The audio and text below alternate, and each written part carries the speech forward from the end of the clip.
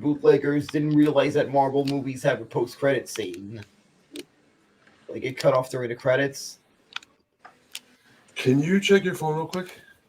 My phone? Sure, Yeah. what do I need to do? Check your YouTube. Here we go. Where should I check it on? Live? Go live? No, it's just saying No. That's saying because it's logged in.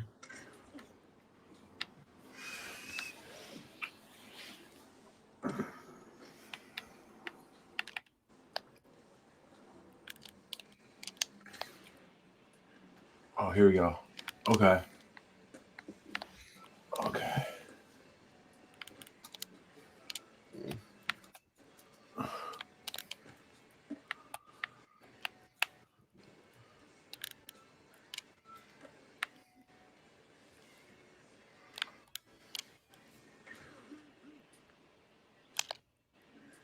Can you try that again?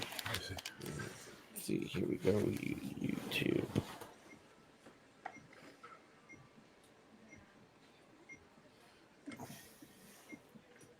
Yeah. Look at this. Sick. Okay. Right, yeah. Let's retweet this. Okay, show.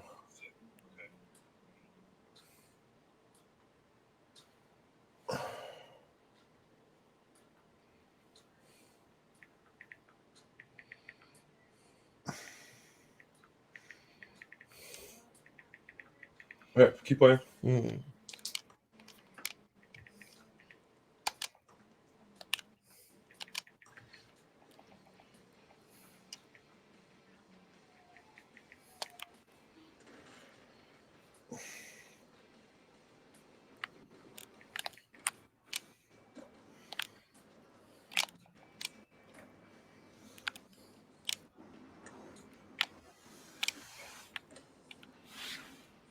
Yeah, how you guys doing? Just testing this little feature on YouTube out and playing some visiting Stevie Lou, playing some video game I haven't played since I don't know, What we got? ages. We already got a viewer. We got Not Sam Miguel. It says Bobo. What's up, Not Sam Miguel? Just checking out how this is. I'm just checking out this, seeing how this goes. Yeah, we're doing a little test here. We are going to be playing some games and streaming. Yeah, might be some games, might be some streaming, Maybe some beer drinking. Yep, might even me just be seen on the camera, be on camera, actually watching a Mets game come baseball season. That would be a good idea. We'll take suggestions from folks out there. You can reach us live in this chat right now. So we are live and direct on the internet. This is Stevie Lou. Bobo's over here at Stevie Lou Studios. He is currently playing Tony Hawk Pro Skater 1 and 2 right now. And we are testing this out. This is the first time we've gone live. And I think it's working out so far, huh? Yep, I might even do the first of my first sporting event live viewing thing. I might see how it goes during the first, if the Giants make the playoffs. Okay, looks like we got a question here from, I don't want to say his full name there. Just worry about you just keep playing. Yeah. So it's a somethingist with HIV. We won't say that word, but you can see it there on the screen. He wants to know any thoughts on the continued ONA beef. Opie and Anthony, that means ONA. I cannot speak for Opie nor Anthony. That really, I don't really want to yell. Wait a second. I remember Opie gave you the rights to speak for him. I could have sworn. I don't know if I did, but all right. I meant that anything directly about them, all right? That unless anything that's connected to me, all I could say is that the guys totally forgot who I am. But Opie, yeah, not Anthony. Anthony's your friend. Yeah. I'm just saying, Opie's just forgot who I am. Now, would you consider putting your hands on Opie if Anthony said, "Hey, Bobo, I want you to go find where that motherfucker lives, and I want you to, would you consider it?" I don't know if I do that. That's a little that is too dangerous territory to do that. All right. Because it's not that bad that he wants to be a threat. But if he tried to harm me, physically harm, then the old remember the movie Roadhouse? I do. The line Patrick Swayze, be nice until it's not time to be so nice. So would you say that to his face? No, but if he tried doing anything that necessitated to be not so nice, then I have to. But would you take your shirt off before you fought him? Kind of like Patrick Swayze. Just to make sure to give it that painful memory. Good, I dig it. Okay, looks like we got a couple more. We've got Block Party Fam 97 says, "Bobo, what's up?" How you doing? All right, that's what's up. And then we got Alex Baxter is asking an inappropriate comment. We're not gonna. No, we'll just say no, Alex. No. I'm not gonna read that out loud, but that's what he's asking. No, I didn't. I don't. I'm happily married in a monogamous. That's what it is. Monogamous. Yeah, exactly. Exactly. What Stevie said. Yeah. I think you could be thinking about maybe Little Davy. I think you may have made love to Little Davy at one point. Well, for one thing, when you're watching the show, just do play along with the illusion, because I think we all know that there's someone He Say Dave show that's a very funny and hilarious act. But just leave it at that, right? I'm not really fooling around with puppets. Now, you did just say doo-doo. I don't think you meant to say doo-doo. Okay, move on. This guy, not Sam Miguel, wants to know when you will be back on Jim and Sam. Have you heard anything from Jim, Sam, Travis? I don't want to, but I'm in contact with the people from Jim and Sam. Okay, so we won't spill any beans, because that's not. In time they'll ask me, right? It's just a matter of when, right? They just haven't asked me in a while, but eventually they'll probably have me on. When was the last time you were on? It was probably 2019, but believe me, they'll have me on. I know there was a lot of circumstances and stuff, but I know that we couldn't control because of the COVID situation and the way they were doing the show, and the way they're doing the shows remotely and stuff. So they're a couple of years back. I personally, it's hard for me to listen to Jim and Sam. I don't really be proud of how I have to get the show because I can't afford a subscription to SiriusXM. So you kill somebody to get the show? Stick a knife in somebody? No, but I have to go through unofficial means to get the show. I get it. And I'm not. You get a cassette. Someone sends you a cassette tape. No. It's more likely searching, right? I'm not gonna say where. All right, that's good. Where I find after searching for Jim and Sam shows, but online. But I'm fortunate. I mean, if they were to take care of my subscription, I would not have to do this. That's all I'm gonna say. You want to split the game? Let's see what we got here. What do you like? We got like a bunch of stuff. How I played the old classic Nintendo ice hockey. Okay. Maybe we can make that happen.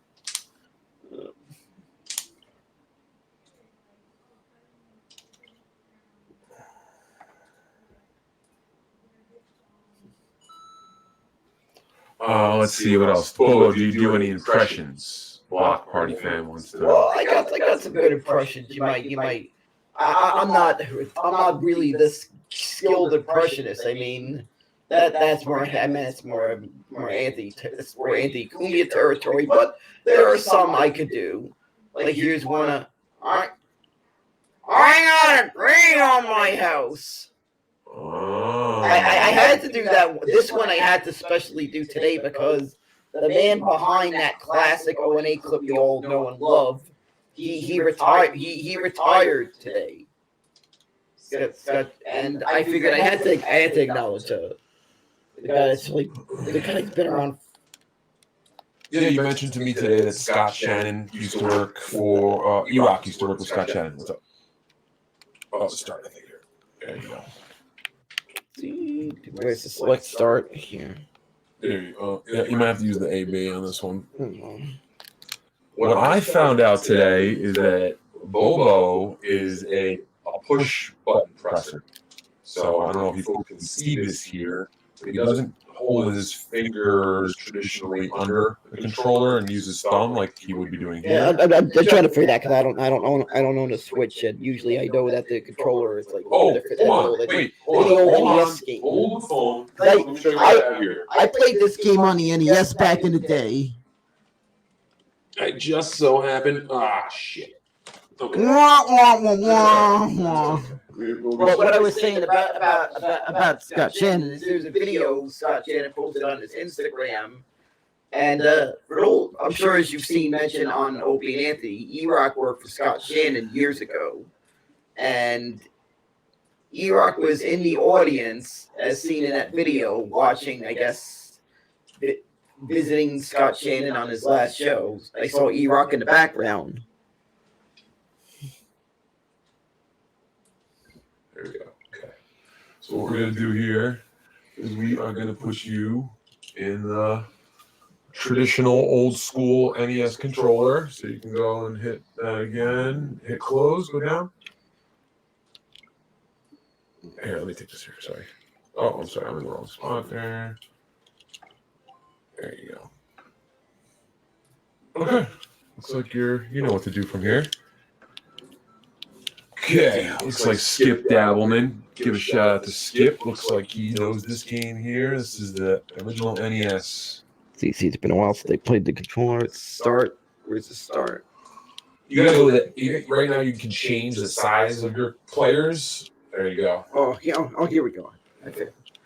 I forgot this. This game is hard. Oh, believe me, I remember. Let's see. Maybe you can pull off Miracle on Ice. Oh boy, it looks like they are about to just score freely on you. Yep, not that. It's been years since I played this. You didn't make it look too hard from there, huh? It's been years. It's been years. It's been years, folks. It's been years, folks.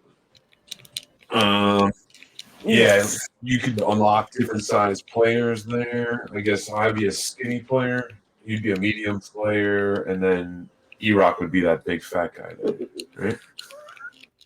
Yeah. As a matter of fact, it looks like the Polish team has a bunch of E-Rocks, and they're scoring at will on you. I guess this was made in the 1980s when Polish jokes were a big fad. Can you tell us your favorite Polish joke? I don't know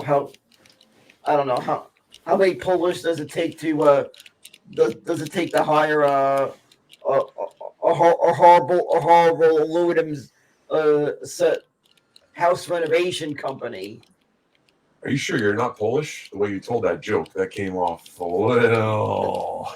There is a little bit on my dad's side. All right. So maybe a quarter. Yes, thank you. Not Sam Miguel. We're working on the sound. This is just a trial that we're doing here. I'm going to get a second mic eventually, but we're doing the best we can with the sound setup that we have. Today was really just a trial to see if we can get this going. Yeah. This is a test of the emergency broadcast system. If this was an actual emergency, then you're screwed because we can't do anything. Godzilla's attacking. There's a hurricane. What really can we do? Your insurance is not going to cover the damages for your house, and the mayor's not going to do a good job with reimbursing you. Imagine they were like, "This is not a test. This is an emergency," and then Opie came on the radio. Yeah. Right? That'd be weird. That'd be funny. Yeah, you'd probably wish that it was like actually a nuclear fallout instead of having Yeah. Opie on Yeah, the air. I just remember only once as a child hearing that thing, and it was sort of an actual emergency. Just was like some flooding that hit some areas. I remember. Here you go. Here's a shot. Shoot! Jesus Christ. Okay, what can you see what the score is here? Can you tell the folks that maybe can't see? What's the score? Yeah, unfortunately, it says 7-0. 7-0. You're winning. No, I'm down 7-0. Well, I mean, it's only the first period. You could always. Yeah, you're in a game I haven't played in a while. Okay, someone here, Evan, chiming in. Hello, Evan. He wants to know what your favorite O&A moment of all time was. I just loved it. You're not even gonna think for a second. You're just gonna slam right into it. One of my favorite, Bobo versus the virus. I just loved that bit, just making everyone in the studio laugh as something that just happened, very spontaneous. So your favorite O&A bit of all time just so happens to feature you prominently. But what I'm saying, I didn't hear the question correctly if you were asking about me, but no, we didn't. That's fine. All time, it might be just about any bit that had Jim Brewer, especially during the afternoon days. Okay. I love those Jim Brewer clips. I still will take. I have some of them on cassette tape from back in the day I recorded, and I love listening to some of those clips and some of those clips of Jim Brewer. I knew when Jim Brewer was going to be a guest on O&A, it was going to be must listen, must record, because it was special. Those Jim Brewer clips. Yeah, I remember. I mean, I go way back. They used to do Stoner Spelling Bee with Brewer. Which was always a fun time. Nice save there, Bo. But yeah, when Brewer would come on, he would always talk about his Long Island upbringing, and they'd always be playing stickball outside. And he'd be like, "Give me the bat, Dick. Come on, Dick, give me the bat." You know, remember that one he used to always do? That goes way back. That's later longer. Give me the fucking bat. I'm fucking ding one ball. Give me the fucking bat. That's exactly. Like back in the day, I used to laugh at that. I was actually bummed out during the time I was appearing on the show that I never got to be that Jim Brewer was a guest at the same time I was, because I would have loved to have been on the show with him. I think it would be one of probably the holy grail of Met fans in the O&A universe. Okay. Me and Jim Brewer, who I feel the both of us are the two craziest Met fans you'll ever meet. You got to get Jim Brewer on Best Seat in the House podcast. I would love to if there was anyone who could arrange for that. Let's talk to the folks out there a little more about Best Seat in the House. Can you maybe tell the folks what that is? Best Seat in the House is my little New York sports talk podcast I co-host with a good don't be so modest. No, I mean it's a podcast I do, but we are almost like upcoming in March. We're going to be 1 year in. Wow. And it's relative. I guess you'd say it's relatively new, but it's a New York sports talk podcast I do with a pal of mine, Robert Kramer. We mostly do it out of Zoom.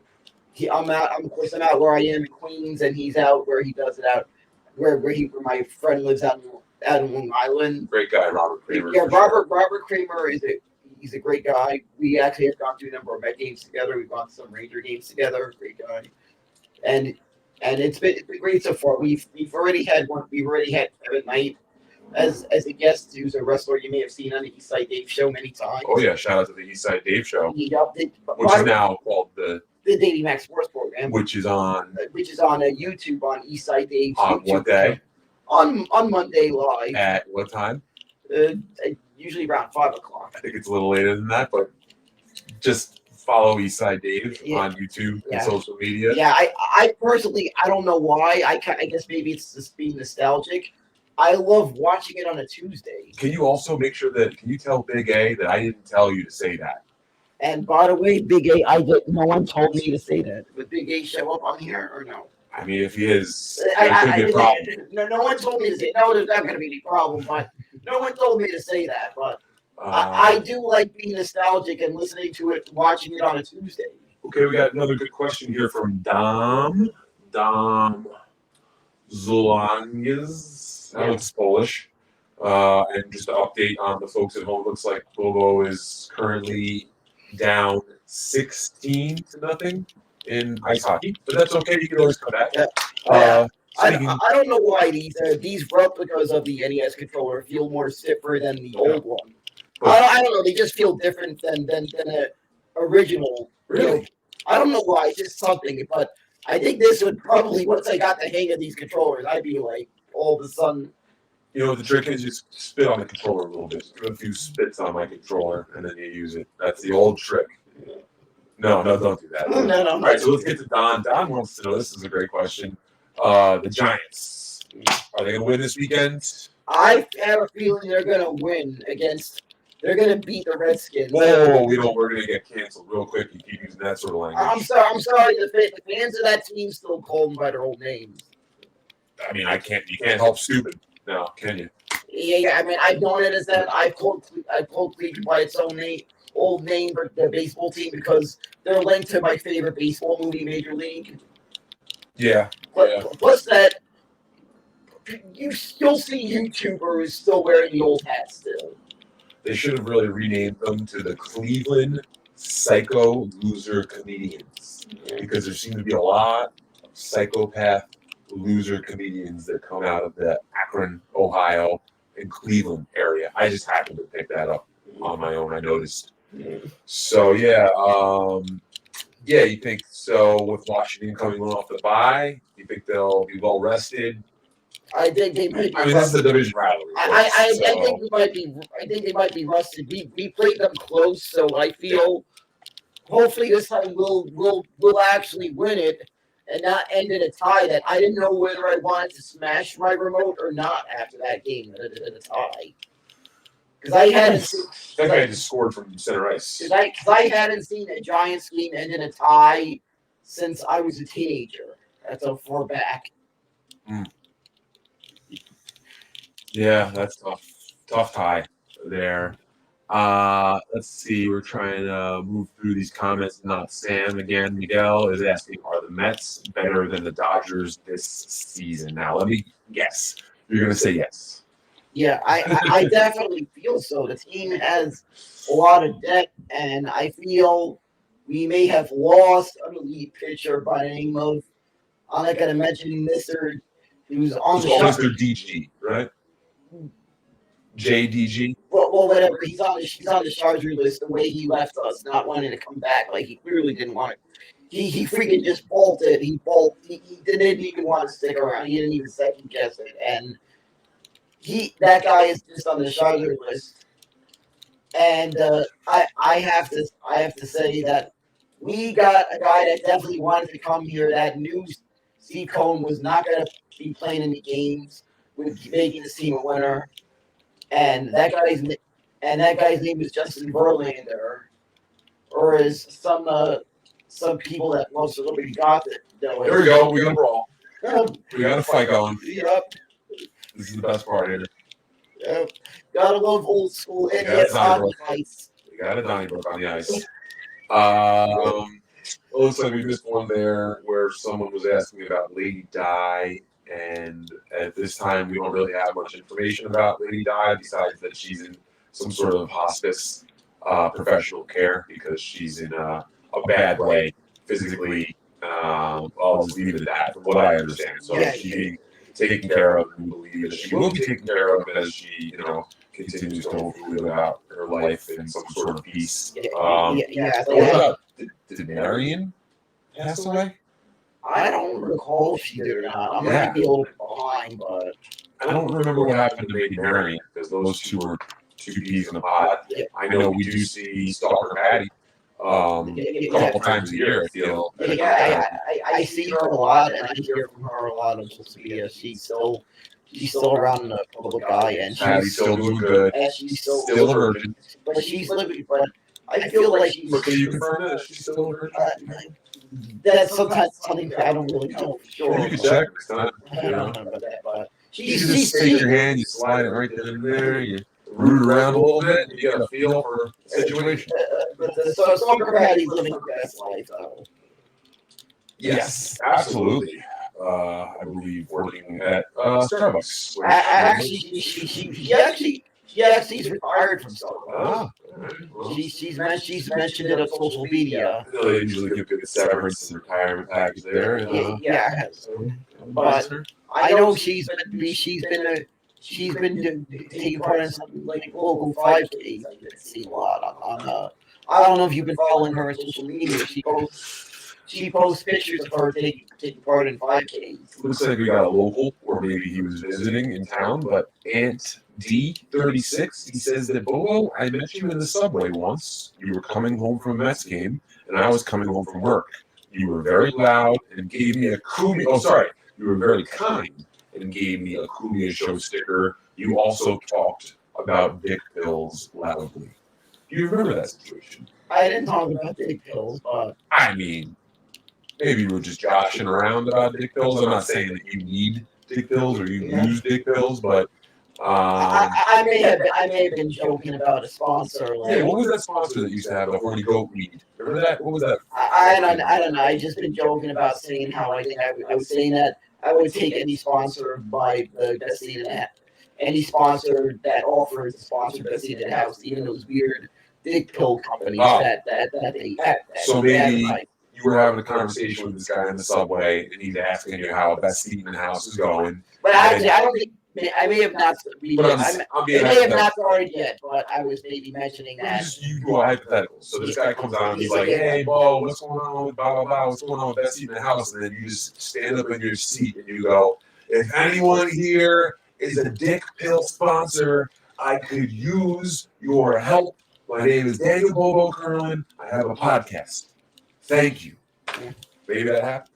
Not in that capacity, but yeah. I think maybe more saying than like, yeah, I'll take any sponsor, even dick pill sponsor, even those weird stuff that Alex Jones advertises for, which I find hilarious.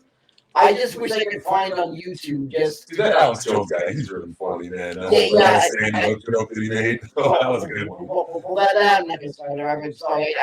Oh wait, you're right. That wasn't funny. Yeah. That one wasn't funny because I know too many people that lost. I know some people that may have known some people that live in that area. We're just gonna move on. Let's just move on. But I just want to say, not gonna dig into that. But there is some weird stuff that he says that Looks like the game's over, huh? Yeah, I will. What's the final score there? Was that? I don't even know. Okay, all right. Let's try something else because that didn't work. I'm just gonna try Mega Man 2. Let's go. Maybe Stevie Lou's gonna get a. I'll show you what I'm on with here. Let's go to.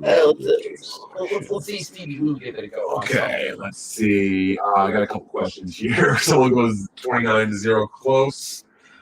Skip the Dabble Man has been asking this question. I'm sorry, Skip. I didn't need to skip over you.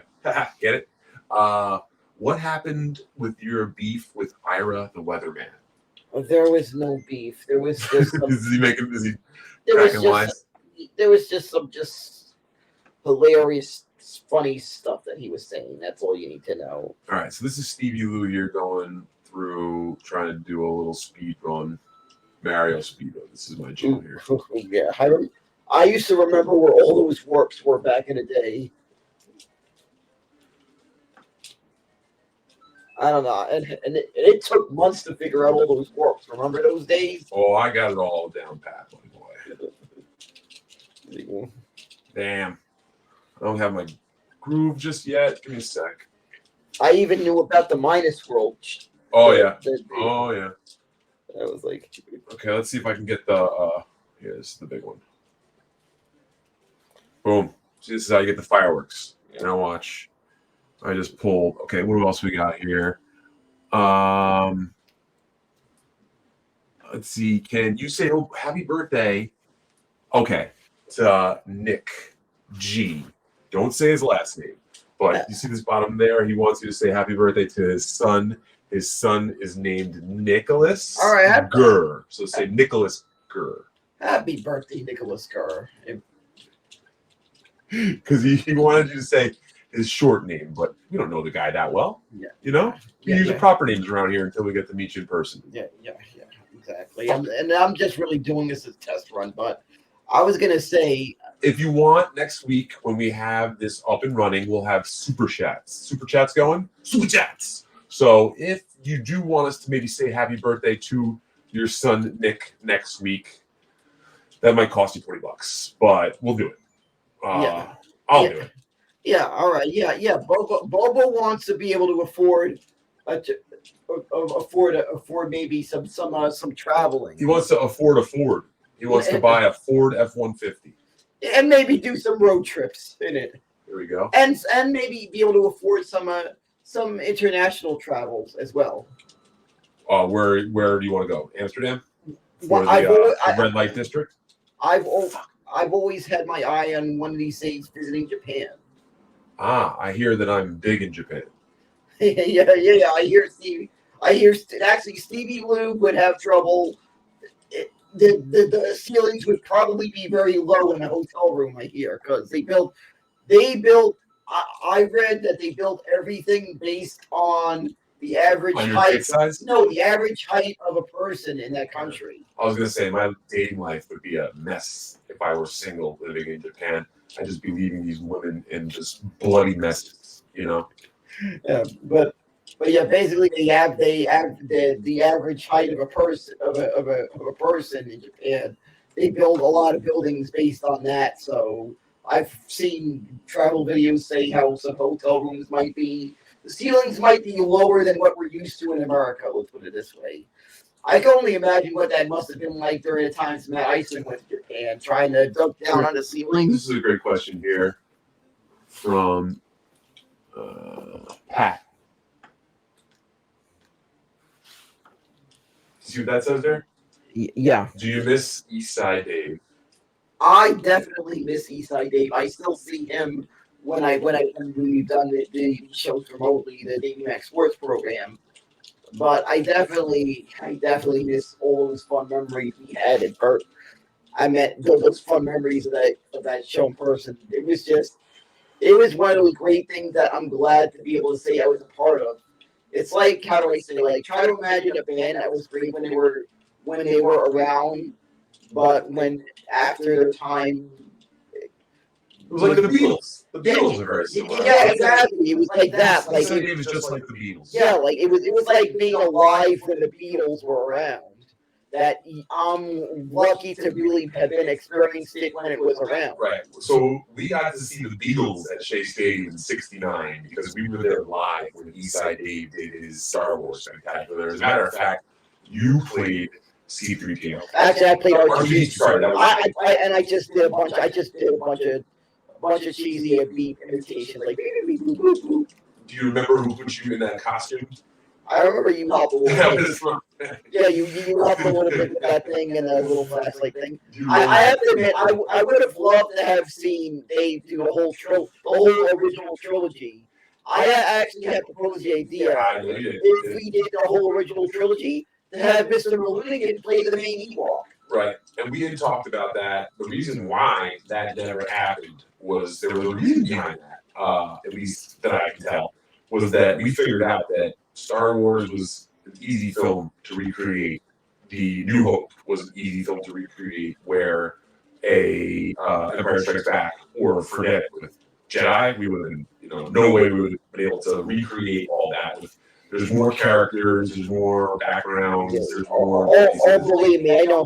I gotta understand that, but there are some little character concepts, little actor concepts that we all could fantasize that we would have loved to have seen. Like, I would have loved to have seen like Chip Chipperson as Yoda.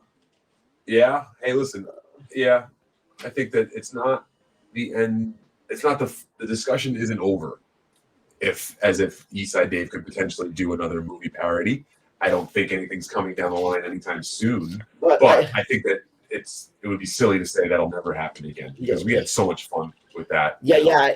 There's even different movies I'd like to see an East Side Dave version of. Like, I would love to see an East Side Dave Goodfellas. And since I live not far from a filming location in the movie Goodfellas, remember the scene where a Robert De Niro character answers a payphone, and they tell, like, imagine this is a De Niro on the payphone. Imagine the guy saying to one of Tommy got wrecked. There was nothing we could do about it. Right. And then you would see De Niro smash the payphone angrily in front of that diner, and he just starts crying after the news of one of his favorite people got whacked. Mm-hmm. That diner is not far from me. The guy got whacked. Why would he be sad? Wouldn't he be happy that he got whacked off? No. He liked Tommy. I'm saying he got whacked off? No, he got whacked as in getting killed. Ah, that's different. He freaking liked Tommy. He was sad about it.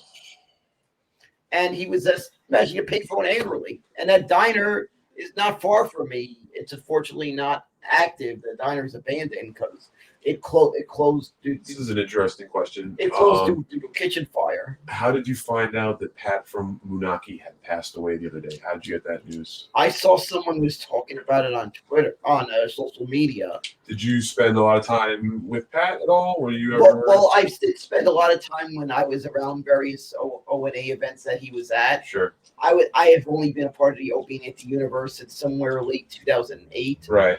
But whenever I was things that Pat was also at, I spent a little time with Pat. Yeah, Pat and there was even some parties at the compound that he was at. So I got and I think there was some gatherings I went to with some people, some fans of the show, and he was a part of. So did you ever see him at the contests at all? The eating contests? I was at a Met game, and they showed him on a jumbotron.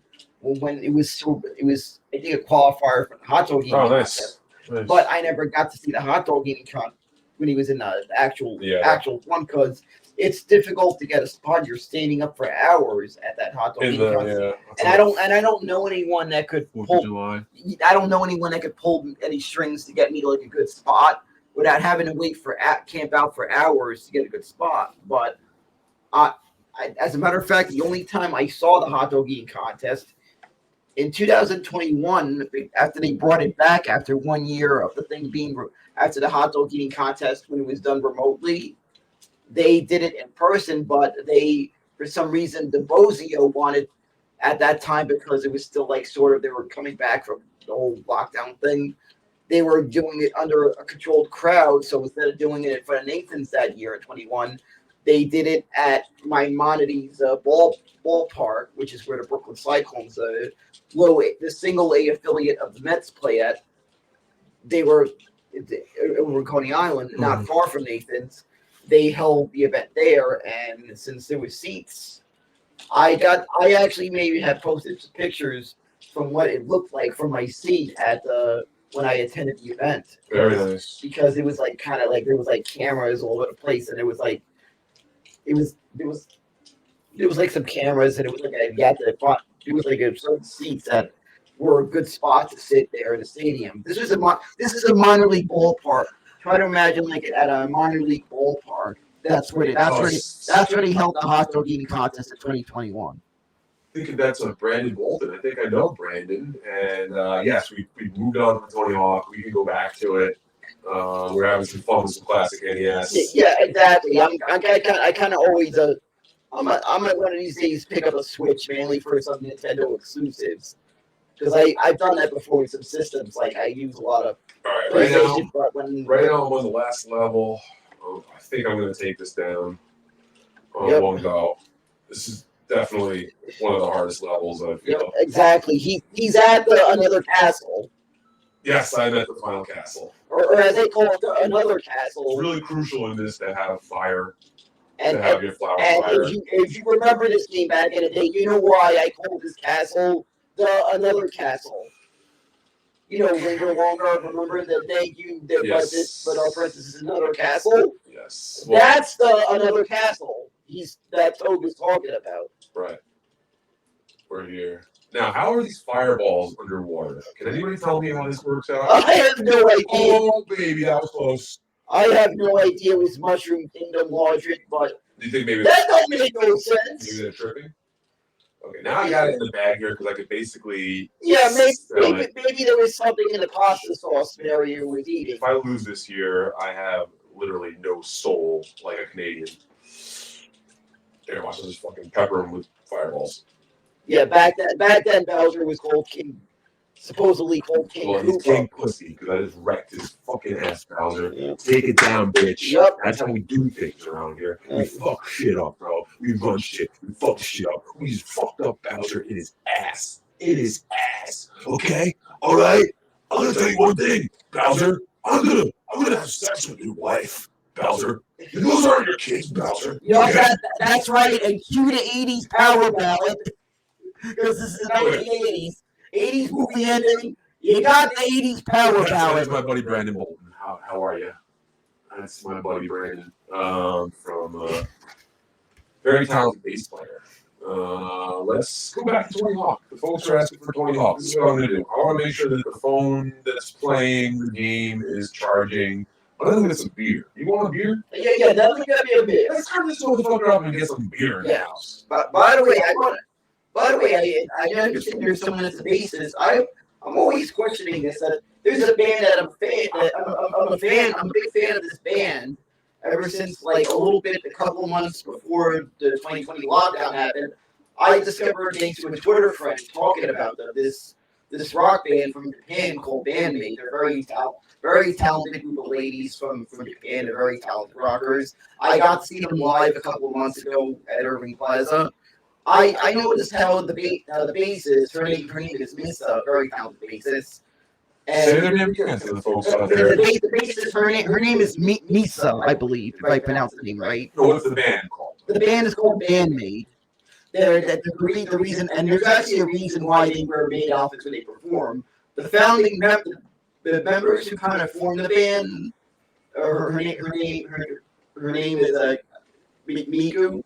She formed the band with a couple of people. She got together, and the reason is because her and one of the other band members used to work at a restaurant that was in Japan that was maid themed, and they just decided to give a little nod to where I guess their roots where they started, because they were working at this restaurant, so they gave a little nod to that and apparently in Japan restaurants with waitresses in maid outfits is a thing in Japan, but they want to pay tribute to their roots with the outfits. It's a long story. And that's how they got the name Bandmate. Now, do you want to play as Stevie Lou, or would you like to play as one of the pro skaters? I'm sure I want the pro skaters. All right, you don't want to play with Stevie Lou. I understand. Yeah. The guy smells like weed.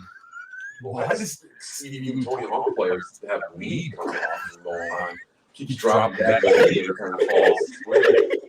Yeah, Chad Muska, he's my other guy here. He's a crackhead. Yeah. So that man there has a serious addiction to smoking crack cocaine. You know, not me. Yeah, but it's probably right out of the. Not me. Yeah.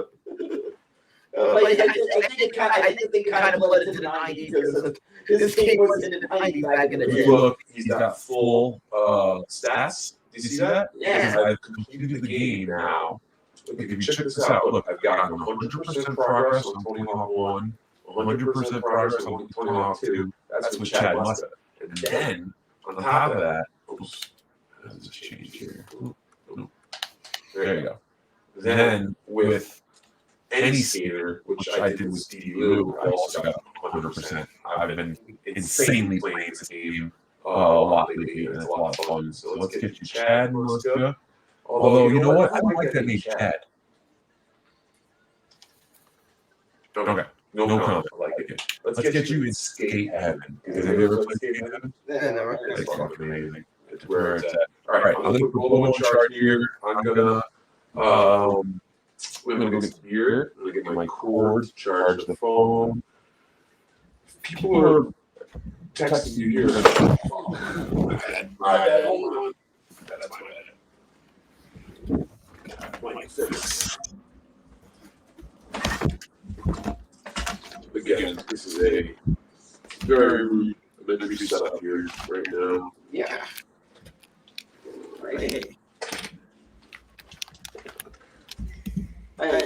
Yeah, so I saw. Steve's doing a great job. Oh, thanks, buddy. I saw a super chat there. Someone wants to. We're gonna maybe get you some money for. He's saying for a prostitute, but what I want to say is that I know for a fact that this guy. He doesn't mean. That's not what he means. I just want to say bullying. Right. It's like trying to offer some bread to a guy who's got a big giant bowl of spaghetti in front of him at all times. You know what I mean? Don't do it. But I appreciate the thought. What we're going to do is next week we're going to be taking some super chats, maybe some donations. What we're going to do is we're going to split the super chats. Bobo's going to get the majority straight to him. And then the other portion, instead of going to Stevie Lou, you're going to reinvest the super chat portion into better equipment and better lights, camera, mic stands. And hopefully some better equipment in my own home, because it's the inevitable in 2024, because some idiot named Bill Gates decided everyone's going to have to buy a new laptop, because I think Windows 11 is late version, right? Am I correct? That's a good guess. Because mine runs on Windows 10. And I didn't run laptop too, so. And I'm going to need by 2024. I'm going to have to need a new laptop. Because Bill Gates decided to render my laptop that runs on Windows 10 useless in 2024. The moment the clock strikes midnight on in December 31st, 2023, the moment that clock strikes midnight, my laptop will be useless. Let's go Rangers. Maybe when I walk out, we can do a little Rangers talk. I wanted to say here, we have Didlook is asking, will we do this on Twitch? And what I wanted to say about that is that we don't feel that this goes as well on Twitch, because Twitch has too many commercials. So we feel much more comfortable on YouTube, and also YouTube has the super chats. So we're not asking for super chats right now, but we will be in the very near future. And as I said again, the majority of the portion of the super chats will go directly to Bobo, right to his account, for him to use as gain to him to buy tickets, plane tickets, memorabilia, you name it. And then the other portion that would be technically my split will be reinvested into equipment until we get to a place where we're comfortable. Then maybe if it does see fit, maybe I will potentially eventually make a few bucks from this. But we're not here for that. We're here for entertainment, to make you guys enjoy this at home, to bring Bobo to you. Go ahead. We're not going to. Very little will be edited out of comments. We'll say everything, but come fire away. Eventually, I think we're going to try to get a phone call line so that people can call in and we can take live calls. So this is really just a baseline pilot test of this right now. So we're having fun. Bo, you take it away. I'll be back in a few minutes. And just go ahead and read any of these things as they come. I might even try to pay a little tribute to one of my favorite TV shows of all time, Mystery Science Theater 3000. I want to maybe watch. Well, you guys have probably do some sort of issue. You guys have probably watched the film on your end, and I watched it on my end. Maybe some movies I felt would make good, funny episodes of MSC3K. I have discovered, I've noticed some movies exist, and maybe some movies I have remembered watching on TV or maybe wherever I've seen them. I realize will make great episodes of Mystery Science Theater 3000. And I'll try to, make it spontaneous. I don't know how much this spontaneous riffs. Make some spontaneous riffs. I'll even, if you guys even want, I'll even, if I could get a hold of one, I don't know how much it costs, I'll wear a replica of Mike Nelson's jumpsuit during the Mike Nelson years of MSC3K, a replica of his jumpsuit. Just to feel like I'm actually am on the satellite of love with Tom Servo and Crow, trying to maintain my sanity with the help of my robot friends. And by that, I'm quoting the theme song, kind of. Well, part of it.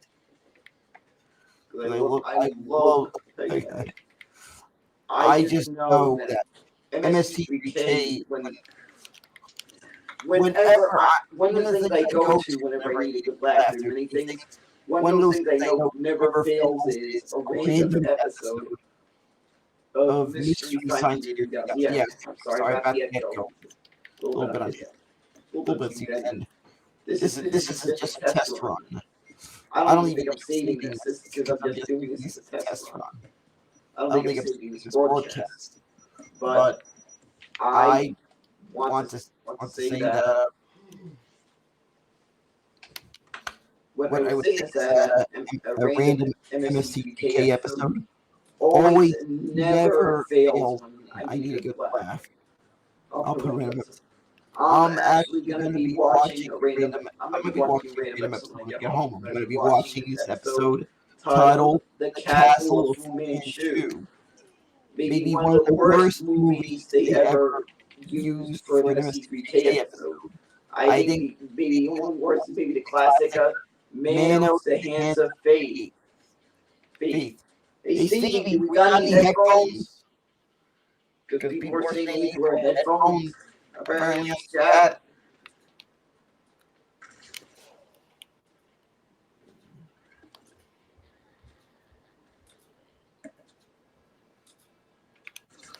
I'm not going to read that one. But yeah.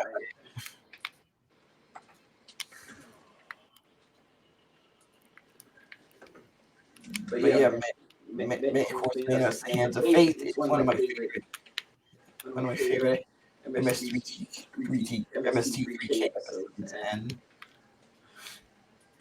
well, let's just say if you haven't seen that episode of MST3K, prepare yourself for what many who worked on the show say was the worst, might have been the worst movie they ever used, they've ever watched. And this movie was literally made on a bet. On a bunch of people just made a bet on a couple of fertilizer salesmen just made a bet back in the day in the 60s, somewhere in the middle of Texas. Yeah, I bet you can make a move.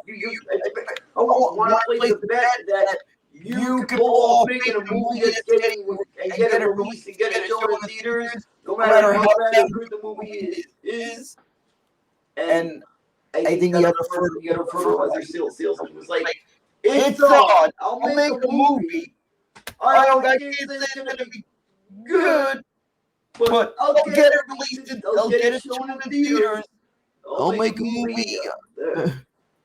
And he just casted a bunch of, I guess, maybe a friend of his and family members in this horror film that was about some satanic cult. I bet the guy who directed it started this guy running a cult.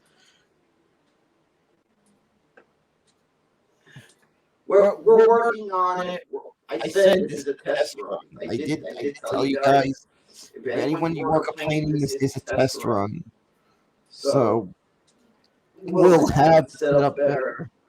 We're just seeing how it goes. But yeah, freaking Torgo theme stuck in my head.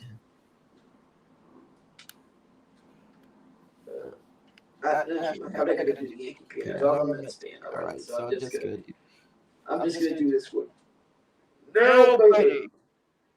The catcher. Number 3. Nobody. The catcher. Number 31. Make the All-Star.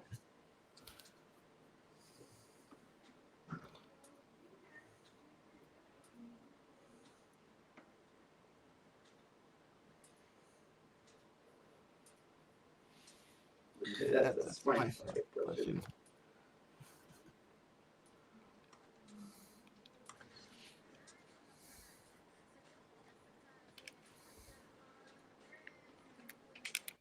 But my impression of the old key announcer from those days.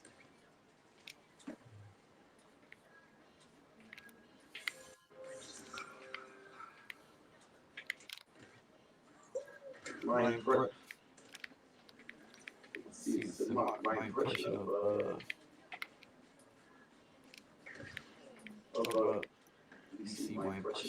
Tom.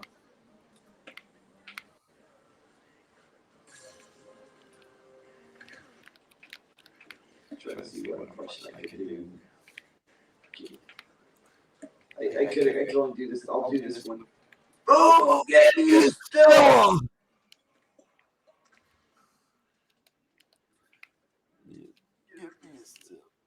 I don't know if you know who I'm doing an impression of.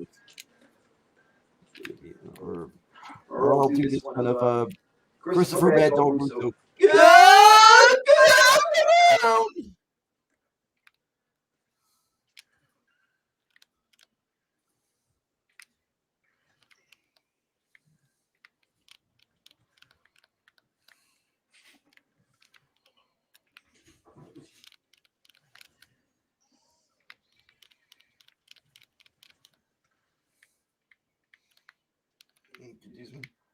My teeth are dry. My impression of the brain. My teeth are dry.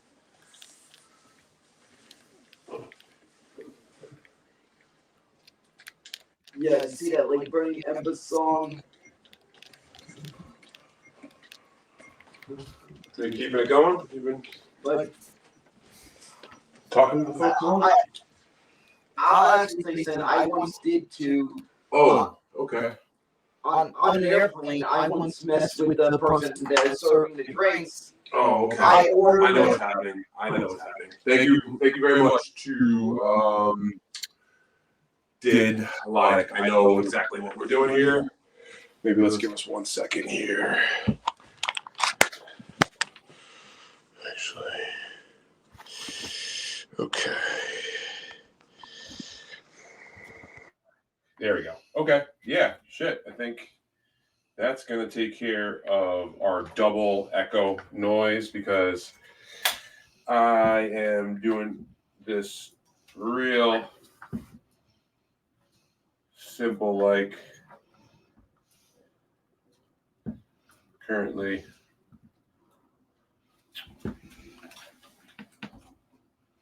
This setup is far from optimal.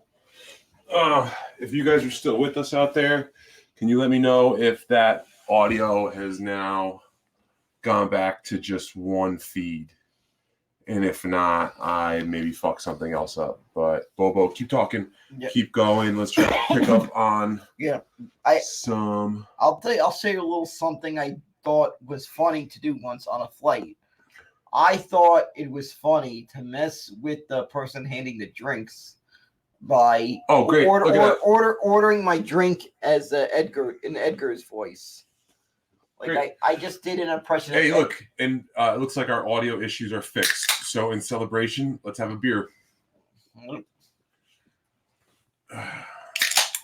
And for the folks at home that are maybe just joining, this is going to be a lot like those Andy Dick streaming shows that have been, big on the internet these days, except we're not going to do the sexual assault and the intravenous drugs. So it's going to be just like the Andy Dick live streams without the kidnapping, sex assault, and intravenous drug use. So, but besides that, it's the same. Yeah, and this will look better. This is just a test run. Like I said, this is a test of the emergency broadcasting system. This was an actual emergency. You're screwed. Godzilla destroyed your property, and if you're in the vicinity of an area that Godzilla frequently attacks, I don't even think insurance covers kaijus. Okay, and I also wanted to mention something.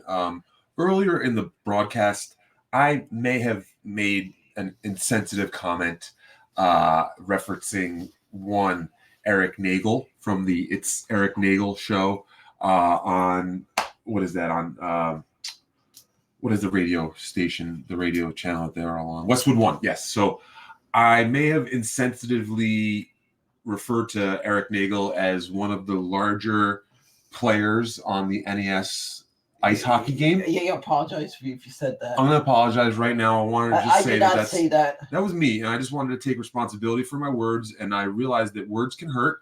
And I do not mean any harm or any sort of insult to one Eric Nagel. He is an inspiration to me, and I'm sure you as well. Yeah, he does. He does a great job at Compound. We probably wouldn't be here if it were for Eric Nagel. And he does a great job at Compound. He's a beautiful man, and all this like mean comments about his appearance just need to stop now. And I don't want to be the one that keeps, propagating that bullshit. So I apologize, Eric. Exactly. Yeah, exactly. But yeah, thank you to all the folks who shouted out that the audio was bad. We're going to keep going. This is just like Bobo said, a test run. I wanted to thank Why Do I Podcasts, Kevin Dumbfuck, who was an inspiration for us last Friday. He did a great interview with Bobo, so you can go ahead and check out a 3-hour interview on the Why Do I Podcast feed featuring Daniel Curlin.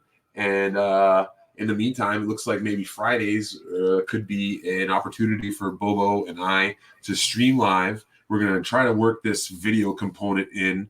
Right now, I'm just streaming off of a second camera of why don't you play some more video games? Yeah, or want me to play a little bit? I can play. Yeah, I'm just drinking this. But by the way, You are sucking that thing down. By the way, just a little heads up. I don't know what the legal issues are going to be around this. So if I'm watching a game during one of these things, you're probably going to have to provide your own feed of the game I'm watching.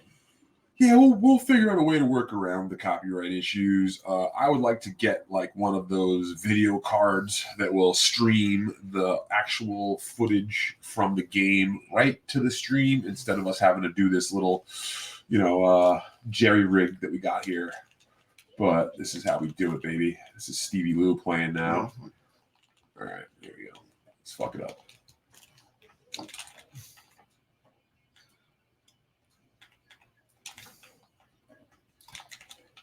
Exactly. And not only that, a little earlier today, a few days ago, I was questioning something for any of you sports guys.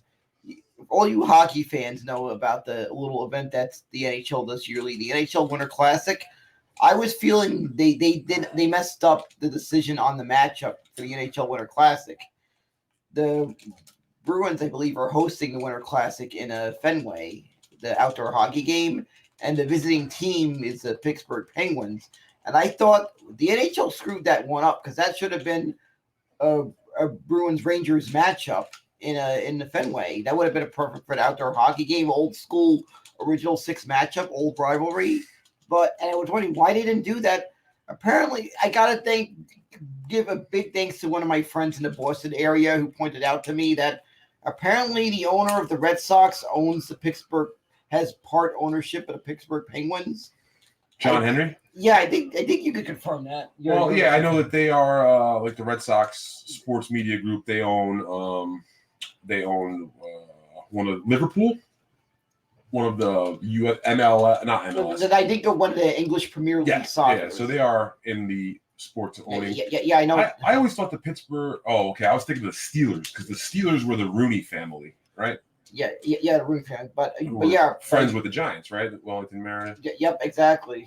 As a matter of fact, I think that's who. I think the niece of one of the Giants owners was named after him.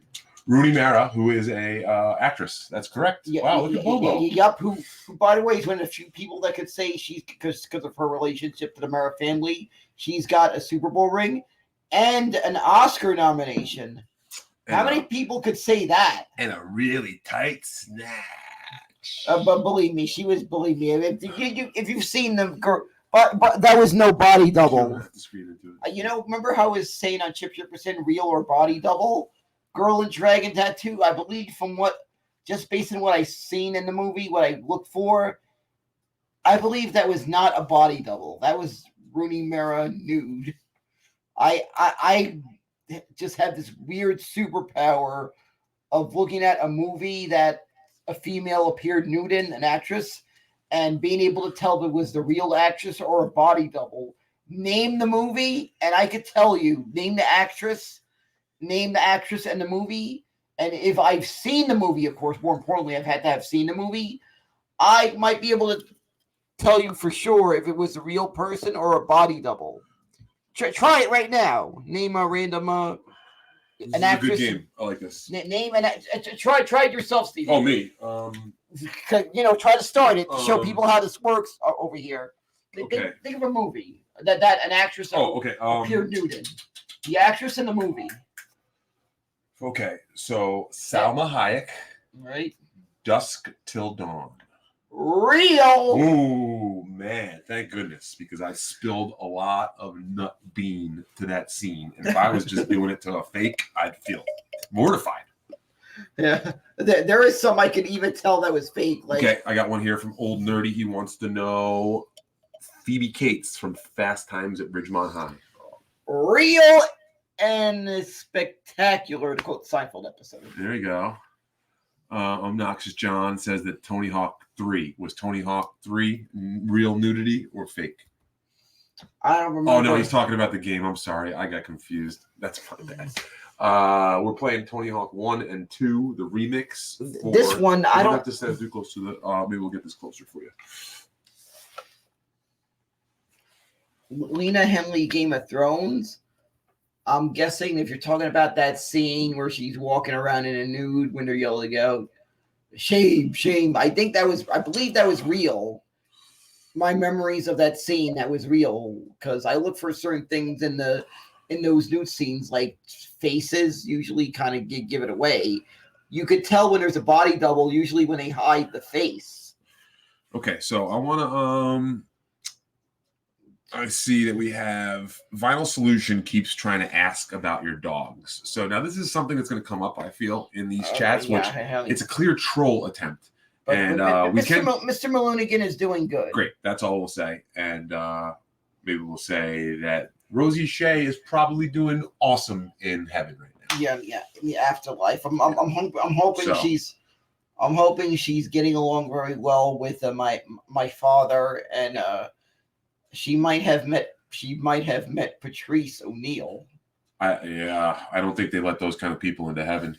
No, they do. All right, Patrice was a very talented individual. He gets.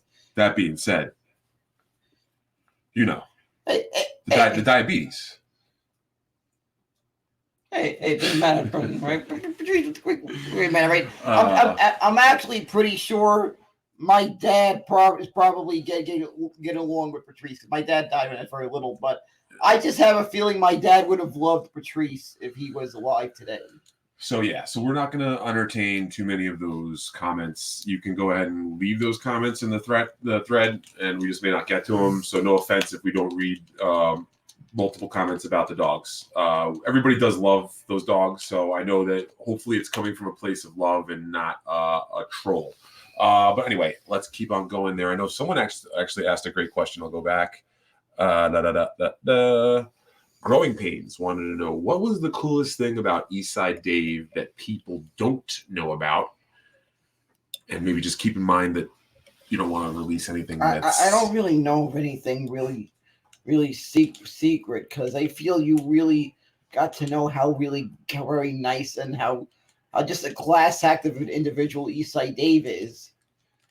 There was always plenty of laughs during... Even still to this day with his current show, there's always plenty of laughs for everyone. He's one of the greatest people I've gotten to know over the years. He's a very talented individual, and I gotta forever thank Ron Bennington, Fez Watley for bringing Eastside Dave into the fold. Yeah, that was all in there. And sure. if you got the chance. If you got the chance to, I don't know, I guess you could still apply for tickets to FezCon. Oh, right, yeah. Do make an effort to attend, because... Did you get your tickets yet? I haven't gotten it yet. I told you I'd make a phone call, and I'm still waiting for the email. Yeah. I applied for tickets. Because I feel it's only right to be at this, because Fez was one of the greatest entertainers of our time. I mean, him and Ronnie B always provided plenty of laughs. The other reason I feel Fez has a big hand in the reason the world got introduced to Eastside Dave. Listen, I know for a fact that Fezzy was very fond of you. I know that Ron Bennington is still very fond of you. And I know that he's also a big fan of Big A and all of, the people that were in his world. while Fez was around. I'm not trying to sit here and toot my horn here, but I do know a few folks over at the Bennington show, and I would have no problem making sure that they are aware that you are looking to attend and you don't have a ticket in the door. I don't see. Honestly, I feel like we could just show up without even asking, and we'd walk in, no problem, because you are, right. Definitely. As long there. as we get in, and I also can add another event lanyard to my collection. That's what this is all about. You just want to get a lanyard. No. I want to attend the event. He just wants to. He this is what I'm dealing with. This is what I'm dealing with, folks. Just don't play this game right. I want to attend. I want to attend the event. What I'm saying, I always love having those things, showing. Being able to show like the memories, like I can show it and I can talk about the memories of how great that show was. Sure. Am I right? Yeah. Like that isn't just a lanyard. That's sort of my memento to that great show I got to be at. You keep a lot of mementos, right? Would you say you've got I've got decent amount of? I got some ONA stuff. I got some, I got some Met stuff. But I'm not gonna read that comment. Stop disrespecting Fez. I just said when I attend these events that's when a part of the thing that I love being able to add when those things to my collection from the various events I attended. But I also love attending those events. And you don't. I'm not even gonna read that comment.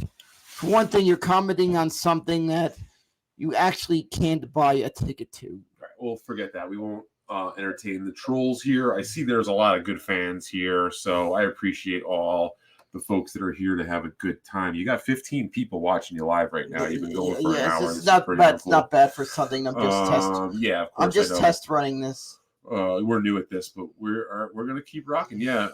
Again, shout out to Didlotic, who's been very cool. Obviously, our buddy Kevin from Why Do I Podcast is a new, very good friend of ours, and was the inspiration for all this. Buddy. But I just want to say that I am looking forward to attending FezCon. I feel this is the event of the winter of 2023. This is the first big event of that year. Of next year is going to be FezCon. Baron K brings up a good point. Do you have a storage locker that you're keeping all of your memorabilia in? There is stuff in my house I have on display, and there is stuff I have put away. I got like some little. I got these those plastic boxes, that you put stuff, that you store stuff in. You know what I'm talking about, right? Mm-hmm. You often use them when you're moving. I have stuff put away there, but there's stuff I display. But I got there's more than what I have display, and right now there's some stuff being fixed up in my room. Baron had a follow-up question, which I think is a good one, relevant. Are we watching the World Cup? We can both answer privately because we're not. We're not together, man. All right. I do watch the ball. I was watching all the games when the U.S. was playing. I was watching all those games so I did watch. So you watched 5 games. Yeah, pretty much the best way. Actually, I think it was 4 games that I watched during the World Cup. How many goals did America score in those 4 games? I believe we scored a total of 2 goals, but maybe 3. I think it was 1.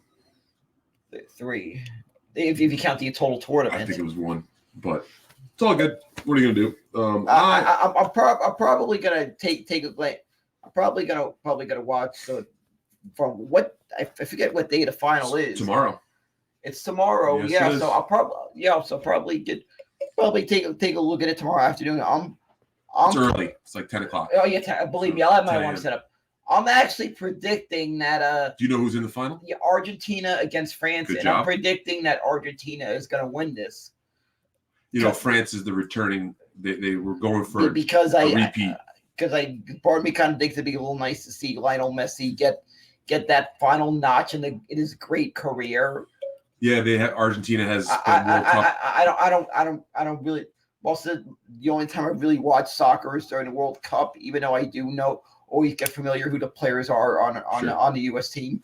But I want to say that I am aware Lionel Messi is probably one of the greats in the sport of soccer, and I think that is like one of the things you always want to see is the greats get that chip, those things, and he's won. From what I gather, he's won just about everything you could win in soccer, but he hasn't had that elusive Sure.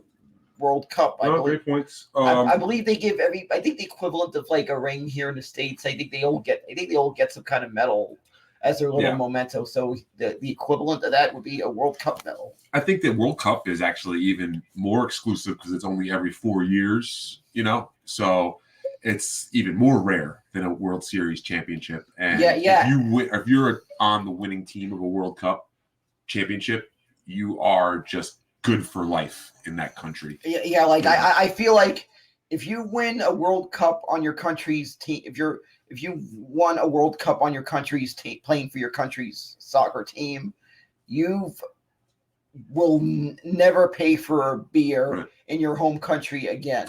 And Baron K is bringing up another question, which is fine, buddy. I get it. There is a connotation that, there is a little bit of a foofiness to soccer, but I have been watching the tournament. I actually really thought that the quarterfinal, every quarterfinal game was incredible, whereas the semifinals were a little bit of a letdown for me for some reason. I thought that the action in the quarterfinal round was some of the best story and play that I've seen in soccer in a long time. I didn't want to enjoy the World Cup in Qatar. I'll leave my political beliefs out of this, but I'm sure you can figure where that comes from. And I was kind of pleased to see how it ended up all working out, at least on the field. And again, I thought the quarterfinals were incredible, man. I watched that Morocco team go as far as they could. It was a bummer to see them lose to France, but I'm personally an American who can appreciate the artistry and the athleticism that soccer possesses, and I think that the games can be fun to watch. I understand that they can occasionally be boring, but when you're at this high class level of performance on the world stage, it's really a sight to behold. And it's cool. In New York City, we live in such a international community and people traveling all the time that like different bars would have different country supporters overtaking them during big games, so I actually was watching Brazil lose to Croatia in a bar full of Brazilians, and that was quite the flip-flop of emotion when they went up and then blew that late lead and then the penalty kicks. That was stuff. So and I also have to say one thing about the World Cup. The next World Cup is going to be in the United States. I don't think I'll be able to pull off getting tickets to that, but we're going to have games in the Meadowlands. Yeah. But if the U.S. happens to be playing in one of those games in the Meadowlands, I would, if it was possible, I know it'd be a stretch because of the ticket prices, but if I was going to get a hold of a ticket, I'd attend. Well, you're looking at a couple things right now, which is a great point. I think you're almost guaranteed to get a game at the Meadowlands because the host country is guaranteed entry into the World Cup. So this is a situation where the U.S. Won't have to qualify. But I know they do all the games in each state. Sure. So I would have to hope that it randomly ends up working out that the U.S. is playing one of their games. Happens to be in the Meadowlands. I think it's supposed to be maybe you're saying a random draw, but as where the stadium for each game is going to be. So I would have to hope that maybe I'm lucky that in either the first one or maybe in what the U.S. gets far enough that they're playing in one of the games that takes place in the Meadowlands. Yeah, and I mean going back to the World Cup when it was in the U.S. in what was that?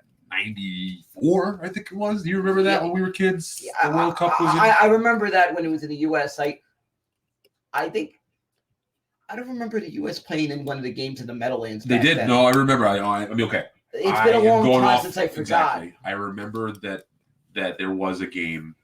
I could be wrong. The U.S. played a game in the Meadowlands. Yes, because in the first round, because I remember they got to the round of 16 that year. And I guess I'm a little bit out of the loop here. 94 Baron K says, but he's also mentioning that we have to see. So United States, Canada, and Mexico are all automatically entered. So I'm wondering if games are going to be played in Canada and Mexico. Yeah, I think they're using one. I think it's like one stadium they're using in Mexico. and I know there's going to be, I think, 3 stadiums that are going to host games, and I think the tournament's going to have more teams than this one did. And I believe I think they're going to use 3 stadiums in Canada. I forget what stadiums in Canada they're using. I know a couple of the stadiums they're using in the States. I believe they're using Well, there's not many stadiums in Canada, buddy. We're talking about the Metrodome or whatever they play out in Toronto. They have some MLS franchises. So I know they're using a stadium in BC, in British Columbia, in Vancouver, and I think they're using a stadium in Ontario. I forgot where. I forgot what stadium they're using, because they might be using some Canadian Football League venues. There is a town in North Ontario. Leave us helpless, helpless, helpless. Leave us helpless. Yep. I like this one here. We had a Big Fisto. This is a weird one, but I dig it. He wants to know if you've ever seen the movie Fritz the Cat, or do you know of R. Crumb? He was the artist who is behind Fritz the Cat. He was also a very prominent late 60s, early 70s counterculture comic book artist. I've kind of heard some people mention Fritz the Cat, but I've never seen any Fritz the Cat content. I've noticed there have been some things, like I noticed one of my relatives was watching some obscure. They were running a marathon of some episodes of some show that I've never seen in reruns really a lot. There was I know there are some shows that may show up in reruns more often than others, because Fritz the Cat was a feature-length movie. Yeah, so that one I've never seen really. You would have had to have caught it in theaters before your time, or seen it on like HBO. I've never seen that movie. It was also rated R, if not borderline NC-17, because it's a cartoon that was meant for adults. I've never seen it on TV. Surprisingly, I've gotten, thanks to HBO and stuff, even to this day growing up, I've gotten to see some old movies that I've become a fan of. Oh yeah, definitely 1994 forever. This one will last a lifetime. I was like 12 years old when the Rangers won the cup. I went to the parade. That was sure. I just did you ever have a little run into a certain uncle when you were 12 years old? No. That Curlin boy's lying. I think I'm not lying. He's lying. That Curlin boy, he's telling all these lies that I touched him in his hiney. Good Uncle Paul impression, but I just want to say that I still remember there were a lot. I lived in Woodside at the time. They were lighting up fireworks in my neighborhood. I could hear fireworks. The police precinct in Woodside won't let me stop by anymore. All right, that was a bad Uncle Paul. But yeah, they were using. I don't know. I guess people hold on to these fireworks for the 4th of July, and it was like in June when the Rangers won the cup. They said, "Let's use these fireworks right now." The Rangers just won the cup, breaking a long drought. And you saw a guy blow his hand right the fuck off. Well, right? Yeah, probably. Yeah, it was like, I'll see you with my nub. This Sol Rosenberg. Don't feel so sorry for me. I'm trying to do I'm doing a bad Sol Rosenberg impression. But you remember the prank call with the fireworks? I got my shoes right in front of me. Here, you want to give yeah, I got my shoes right in front. Set my screens off here a little bit. Let's see if I can fix this. By the way, I can actually tell you, thanks to one of the guests I've gotten to meet, thanks to the O&A show, and even at Compound Media, I actually got to meet Johnny Brennerman, the guy behind the Jerky Boys. So you know how cool that was to see him talk about the backstory behind his characters and reminisce about all those classic Jerky Boys bits that a lot of us grew up with. And I thought it was cool when he talked to me. He did the Sol Rosa. He did the Frank Rizzo impression. You know how cool that was to hear him actually do the voice. And I kind of wished I was trying to get my cousin who also I grew up listening to the Jerky Boys with, listening to those CDs with, that I still have to this day. I thought it would have been funny I was hoping to put him to put Johnny Brennerman on the phone, do Do the Frank Rizzo voice. So it's John Brennan. You seem to be adding a few extra syllables. I know. I'm sorry. I mixed up the Brennan. I know. Sorry about Johnny McBrennan. Sorry about that. That's okay. I just want to make sure you're not walking around town saying Johnny Brennan. But I just thought it would have been cool to have for my cousin to answer the phone and hear Frank Rizzo's voice. He would. But I did text him a picture of me with Johnny, and I said, try to guess who's in this photo with me. Here's a hint: Rizzo. Yeah. And he knew exactly who I was talking about when I meant he knew exactly who was in that photo with me. My favorite one was Uncle Freddie's dead. Martha, Uncle Freddie's dead. And you hear the lady go, oh yeah, I remember that one. I want you to speak to my son. And he puts the kid on. He's like, "Hello, who's this?" And he's like, "Tell him." He said, "Uncle Freddie. Uncle Freddie's dead. Uncle Freddie didn't die. Uncle Freddie didn't die." That was the best. Maybe we'll have to. Oh yeah, I remember. I got those CDs still. I still love that CD. I think that was Jerky Boys 2, if I remember. I think the Uncle Freddie was number one. I think number one. It's been a while. I got one of those CD changers. So sometimes I put all the CDs in the CD changer thing. I got one of those radios. I mean, this radio. I feel this is the bee's knees of radios. If you were to own a radio that's an AM FM and plays CDs and cassettes, like I've had this thing since back in the day, and this thing's the bee's knees. The two cassette decks. Yeah. And the CD changer and the speakers, it works great, and it still sounds as great as it did back in the day. I can tell you that. And I have at times when I listen to the Jerky Boy CDs, I place all the CDs in the CD changer.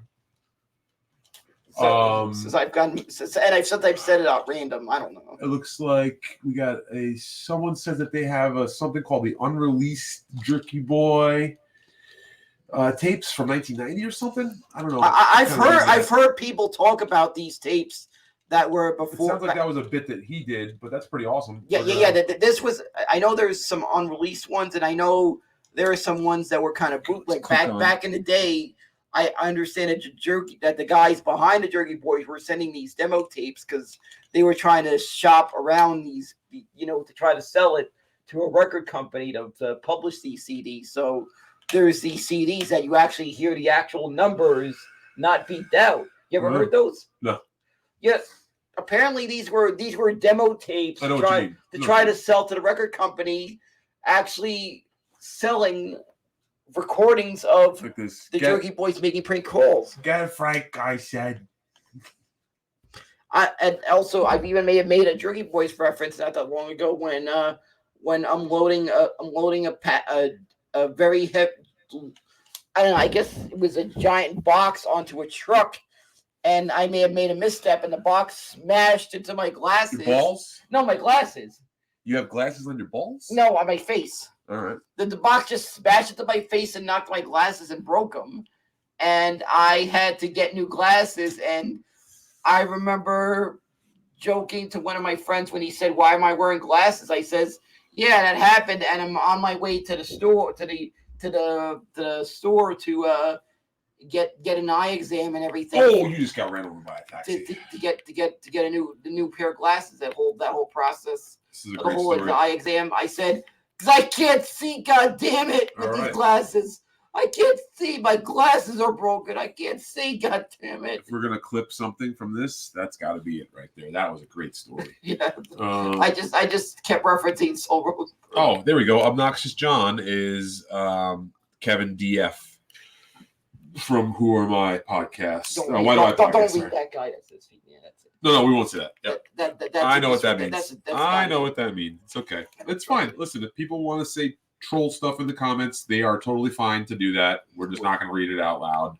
But we appreciate you streaming with us, and it's fine. Everybody's entitled to their opinion of entertainment people. So I'm not sitting here trying to convert anybody who is not an Anthony Cumia fan to become one, and I'm not going to sit here and defend the guy because he don't need me defending him. I'll just say that he is one of my favorite personalities, comedic or just in general of all time. And I know that may rile some people up and you don't agree with me, and that's totally fine. I think him, Kevin Brennan are really like 1 and 2 when it comes to modern day naturally funny people. There's really no one out there better. So let's leave that at that with Anthony.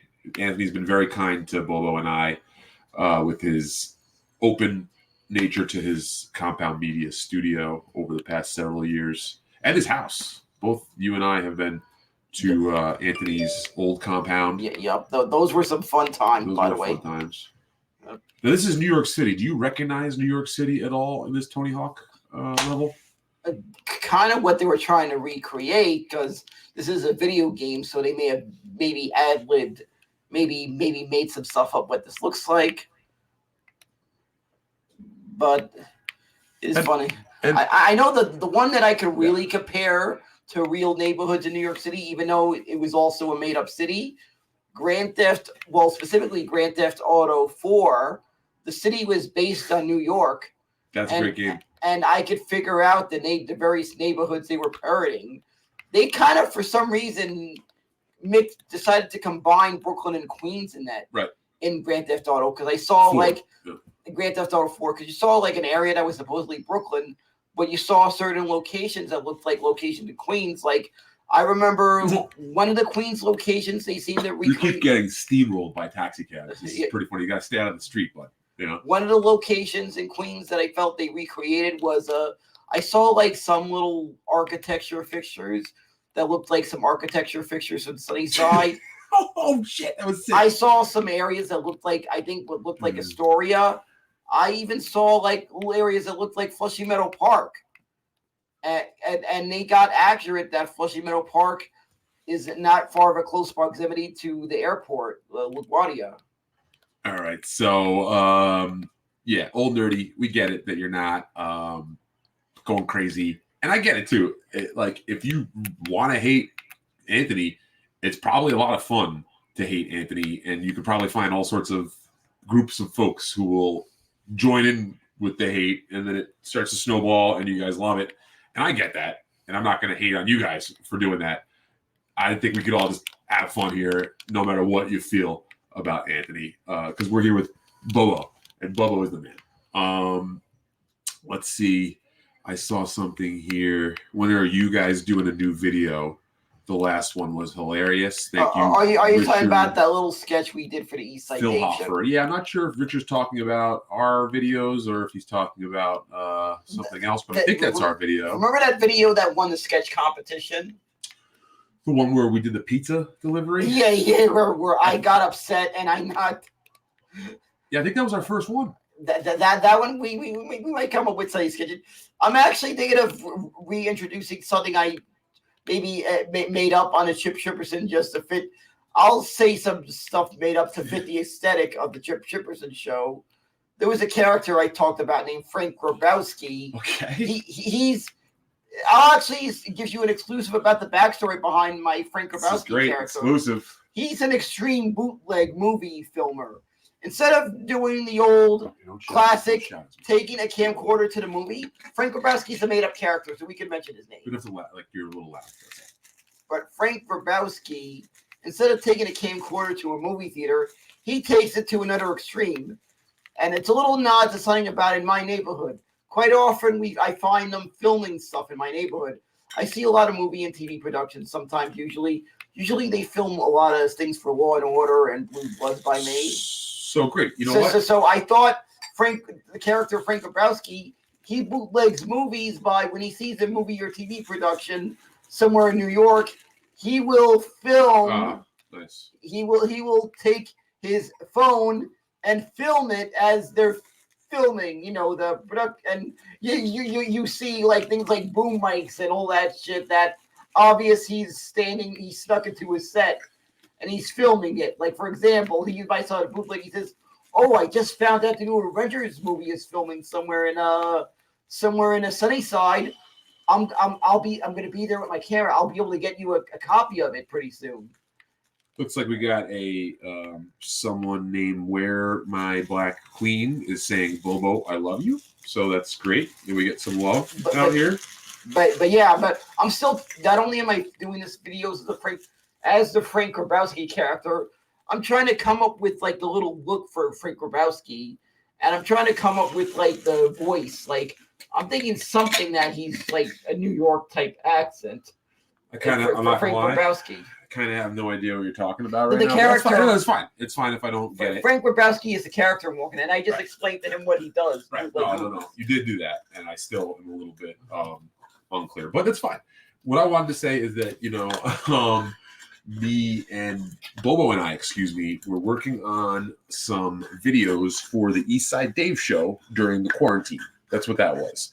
During the quarantine, Dave had a very sensitive situation where he couldn't leave his place too much to go to the city. And we did some funny ones. Sometimes some of these I came up with some silly ideas and different things. Like one time I thought, you know what, doesn't it always seem like one video I thought, how it sometimes seems sometimes silly when someone's working out, the looks on their faces and the grunts and stuff. I thought it'd be a funny idea to film a video acting out that I'm working out and exaggerating some of the grunts. And I just thought this animation that someone was sharing me, just the music, I thought it'd be funny to even when the scenes just thought it'd be silly to look that imitating, doing some weird what I saw in some animation of Pikachu doing what amounted to 80s aerobics moves he was doing in that animation. Kind of took a long way to get to that one, but yes, that was a great one that we did. And then the music in the background of that video just fit the vibe. I even thought it was funny to wear the 80s head. This is great. You're actually breaking a little bit of the fourth wall here, we call it. But I'm just trying to share it with you. No, it's fine. It's fine. What I wanted to say is that that's a secret that maybe a lot of people didn't know, that those videos that you and I made, a lot of times they were just your idea. Yeah. You would call me up in like the middle, out of the blue, and just tell me some insane concept. Yeah. And a lot of times I would go, okay, this sounds like we got something here. Yeah. I maybe tweak it a little bit, and I call you over. I'll tell you another funny one, because during the pandemic, sometimes it was not often that I was around getting the video working with another person in person. I thought my dogs were around. Rosie Shea was still alive, of course, back then. I thought, why don't I try something? I'm interacting with my dogs. So I thought it'd be a funny idea to take. I let beers accumulate over time, empties, right? I didn't drink these beers all at once. I waited over the course of several days. I saved these empty Stella bottles, and I think there was some Corona bottles because. Don't say those brands. We're not sponsored by them. I know, but I'm saying various bottles, right? There we go. Thank you. Various beer bottles, and I thought it'd be funny to leave one beer bottle. They gotta pay. If they want references, they gotta pay. I had to leave one beer bottle unopened because I want to make it look like the dog, Mr. Malunigan, was stealing my beer. And I basically, when I opened the fridge, I said, "Hey, you took my beer!" And then I noticed Mr. Malunigan, and I placed all these empties strategically on Malunigan's dog bed, like he's hiding the empties. He's just leaving the empties on his dog bed, like he, make it look like he drank all those beers. And you remember the video, right? Yeah, I made it. Oh no, you made it. Well, I edited it. Yeah. But I filmed it. My mom also helped a little bit. Yeah, she was nice enough to help me with the cameras, and I said, "You." It's pretty wild. And then I thought it'd be funny to end the video by saying, "All right, I'll help join you I'll have a beer with you, Mr. Malunigan." And it just looked funny, and it worked. The video worked so well, and it came out so great. I really have to thank Eastside Dave for thinking of the idea to use that. Remember, he was ending broadcasts of the Eastside Dave show with that video. Absolutely, and I always loved that, and I still love. Sometimes that video though makes me a little sad because I still see Rosie also in the background in that video. Also, she was still alive. I want to give you a little inside thing. That was actually Drew. I think Dave, it was his idea, but Drew. Well, the behind the scenes guys did a great job of being able to incorporate that. I mean, as you know, the end of Anthony Cumia's shows have a little secret. It's either Beavis or Neo. Actually, it's a Beavis. See, he actually didn't have Neo yet when they filmed that. So it was Beavis at the end doing that little nod to like the MGM thing. You know, you would see Beavis go, ow! Yeah. It was like that. By the way, I've met Beavis. Beavis is a very adorable cat if you've met him. And I feel lucky that I've gotten to meet the Beavis himself. You know what? We'll give these folks a one free one. But next week, if you want to ask this question, you're going to have to pay. Yuri Todid, he must be Russian, I guess. He's asking what kind of dog is Mr. Moonigans. And remember, this is the last time you get this for free, folks. We will not be answering this question unless you super chat us next. Mr. Moonigan's a schnoodle, poodle schnauzer mix. It's a half poodle, half schnauzer, and 100% freaking epicness with a nice little mustache game he's got there on his face. Got a little nose mustache. There we go. So, and then, where's my Black Queen? If you could try to not, what do they call that? Just flood the chat as much. We're going to give you just like kind of a little like kind of take it easy, please. Please, you're more than welcome to stick around, view the stream, interact. But with the constant flooding of the comments, that's a little tough. No, it's okay. Don't have to apologize, buddy. We're all here. We're all friends. This is not one of these uptight podcasts that's going to start blocking people from the chat, causing issues. Eventually, we're going to have a phone call number for you guys to call in, and we're going to be taking calls. We've got nothing to hide here. At least I don't. Yeah. I know. I mean, Big A has like bodies hidden. You know, but we're not talking about Big A right now. We're talking about this man right here, Daniel Bobo Curlin. Daniel, we had set this up as a video game stream. Is there something else you want to try to mess with, or you want to keep going? I think I did want to try to mess with Mega Man 2. All right. I haven't played Mega Man 2 in ages. I like that idea. Let me see this here. Let me get you set up here. You might have to help me a little up to speed with this. It's been a little while since. But some stuff I remember. I don't know what the hell I could do for you there. I guess you don't remember Mega Man 2. Well, no, I do a little bit. I know that there is a sequence of enemy select level. I just remember back in the day, I used to be good at remembering after each boss you absorb their powers. Right. And how to strategically save the power, each of those abilities, and use them to the right.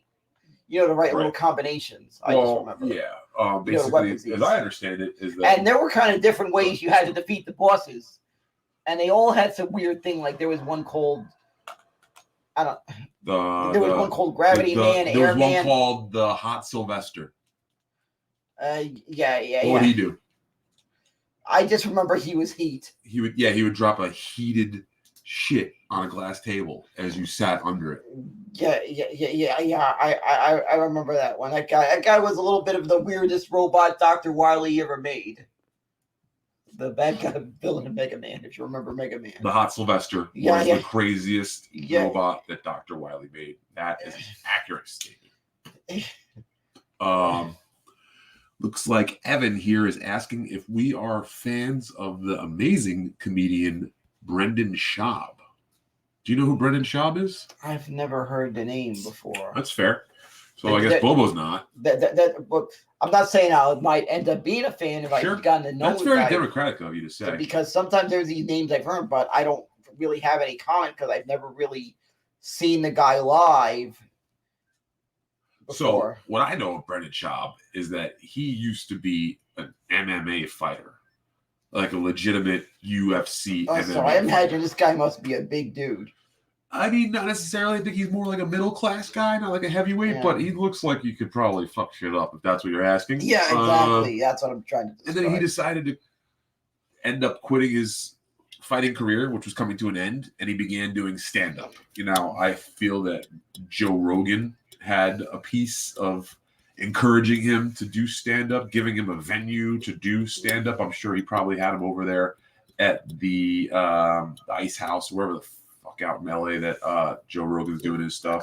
Actually, he does this stuff out of Texas now. Now he does, but back when Brandon started. Yeah, I think you're talking about back then. Yeah, I remember. So you know what? At the end of the day, I'm not going to sit here and try to pile on Brandon Schaub. I think that, yeah, sure, his comedy isn't groundbreaking, but anybody who goes up there on that stage and gives it a shot deserves a modicum of respect. Doesn't have to come from you, but me personally, I feel like if you take the time to try to learn the craft and you perform on stage, no matter how shitty it is, no matter how much you're ripping off other comics, which is a bad thing. Yeah, I get it. But I feel just less wanting to shit on Brendan Schaub personally. You know, maybe it's like that comedy brotherhood sort of thing, because I am a stand-up comedian. I'm not very well known, not very popular. Some folks say not very funny, not very handsome, not creative or talented, or really original. Or people say that like I've got bad teeth and I'm like bald, and then they'll also say that like I should have never gone on the stage ever. You know what I mean? And then also they'll be like, where do you get your clothes from? Did you pull these out of the garbage? You smell like garbage. They'll be like, lay off the drugs, man. I don't think comedy's working out for you. They'll like shake me and say that, So I got respect for anybody who goes up on that stage and gives it a shot. I know you have, right? I have, and I just feel like I feel like I did great in that performance. Oh, Jesus Christ. Brandon Schaub is a heavyweight. So he would knock you and I both into next Tuesday if we ever wanted to pop that shit. And he could be watching right now. Yeah, exactly. I'd be blacked out and maybe wake out of a coma, and it'd be like the second It'd be like half. a normal Wednesday night for you. I'd wake up and it'd be the second half of the baseball season. My mother will just be speeding me up on the entire first half of the season, what I missed. This guy is saying that he would love to take a dump on Schaub, Big Fisto, which is and someone else said king shit. I don't know. Something happens. There must be some sort of feces reference that I'm going over my head. First, I wanted to say that it doesn't look like fucking Mega Man 2 is on here. I recall someone mentioning that there was. Maybe, I thought it was. Maybe it's a limited. No, you know what it is? It's on the NES Mini, which I also have. But I'm not going to fucking take that out and hook it up to play Mega Man 2. No offense, pal. Yeah, I know what you mean. Is there another game maybe you want to play? Let's see, maybe I'll try Donkey Kong 3 because I thought it was okay. Because I always thought it was hilarious, a weird take they did on this Donkey Kong game where you had to spray like some bug spray thing on him. like Bill Cosby would spray some sort of, that's like a girl you're trying to date. No, that's a whole. You're Bill Cosby spraying a little, like no, it's a whole different sleepy thing. Spray. That's a whole different thing. Like I just remember, I think you had to hit these things and you get the. And you can you tell me why does Donkey Kong have such a big nose? I have no idea. I guess. Because air is free. What? I guess it's free. He's just a freaking gorilla that just wants to smash everything. What can I say? Hey, don't talk about Big A like that. I'm not talking about Big A. Bobo, do you have a PayPal? Oh my God, that's actually David Chandler is asking. If that's the real David Chandler, we'll message you. We'll probably David Chandler. I'll bet you. I got to remember to use your name because I just. Well, no, I remember that name. First of all, David Chandler is the man. David Chandler is arguably the number one fan in the podcast world right now. So. I do kind of have a PayPal, but I primarily use it for any purchases that need to be done using PayPal. Right, like large tubs of lube. Razor blades, chloroform, right? You said you've been getting a lot of these chloroform buckets for this project. I've had, and maybe to pay Saul Goodman's legal fees. Right. But David Chandler, what I can tell you, my friend, and thank you, I'm honored to have you watching this stream with Bobo and I, is that we are doing a pilot episode here right now. I think this is going to be every Friday, and what we're going to do is set up an actual super chat situation for Bobo because he's got enough followers on his subscription YouTube channel that he can accept them. So we're setting up super chats this week, and next week we're going to be accepting super chats. And the breakdown for the super chats are Bobo is going to get the majority of the breakdown. We're going to split it, but Bobo is going to get the majority, and then the cut that would be for Stevie is going to go reinvested to equipment, and we're going to pick out some better lighting and mics and cameras. So this is going to be an organic program that's going to grow from the ground up. We need folks like David Chandler and the rest of you out there to be supportive and tell folks about this. We got 17 people watching right now, which is fucking way more than I thought we'd get. So thank you guys for tuning in. We're probably going to stick with this method where Bobo's playing some video games. Maybe we're watching some classic television or Mystery Science Theater, like Bobo said. Maybe we'll do something like that. Maybe we'll watch Fritz the Cat and do a live commentary. Bobo's going to be drinking. I'm going to be smoking. This is our Friday night. Friday nights actually work out pretty well for me these days to do this sort of shit. And again, we have to shout out Kevin from YY Podcast and also Obnoxious John, his producer, for getting Bobo comfortable on mic last week for their podcast. And it got my brain working where I was like, let's get this guy some extra airtime live in person with another thing going on. We're going to get OBS, the background all working. That's going to be part of our build-up. But yeah, I was scratching my head, bored on Friday while this guy was podcasting. And then I started thinking, let's just keep this shit going. So fast food reviews.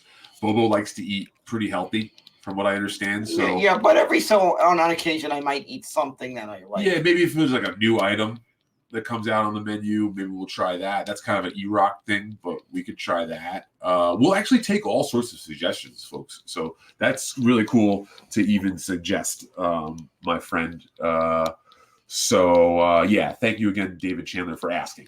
And thank you again to David Chandler for being just a great fan. I am right there along with you, chatting away on Steel Toe morning show and evening show. Aaron and April are amazing. I wake up in the morning and usually pop them on. I used to watch or listen to Jim and Sam every morning, and then recently I just had enough. I hate to say it, I had enough, and I've switched over to Steel Toe morning show. And those guys are really cool. I love all his guests that he has on as hosts, and from all of my interactions with the guy, he's been stand-up, solid dude. So I'm going to keep rocking that brand. I feel like we're in the same corner with a certain homeless guy from Florida right now, so I could fucking work with that team in solidarity against the common enemy for sure. But we won't even really get into much of that shit here. That's for Sad Chad. That will be airing later in the week with Ski Mask Collective and our buddy Kevin from YY Podcast, who's been helping out with that as well. So let's get back to maybe some of the chats here.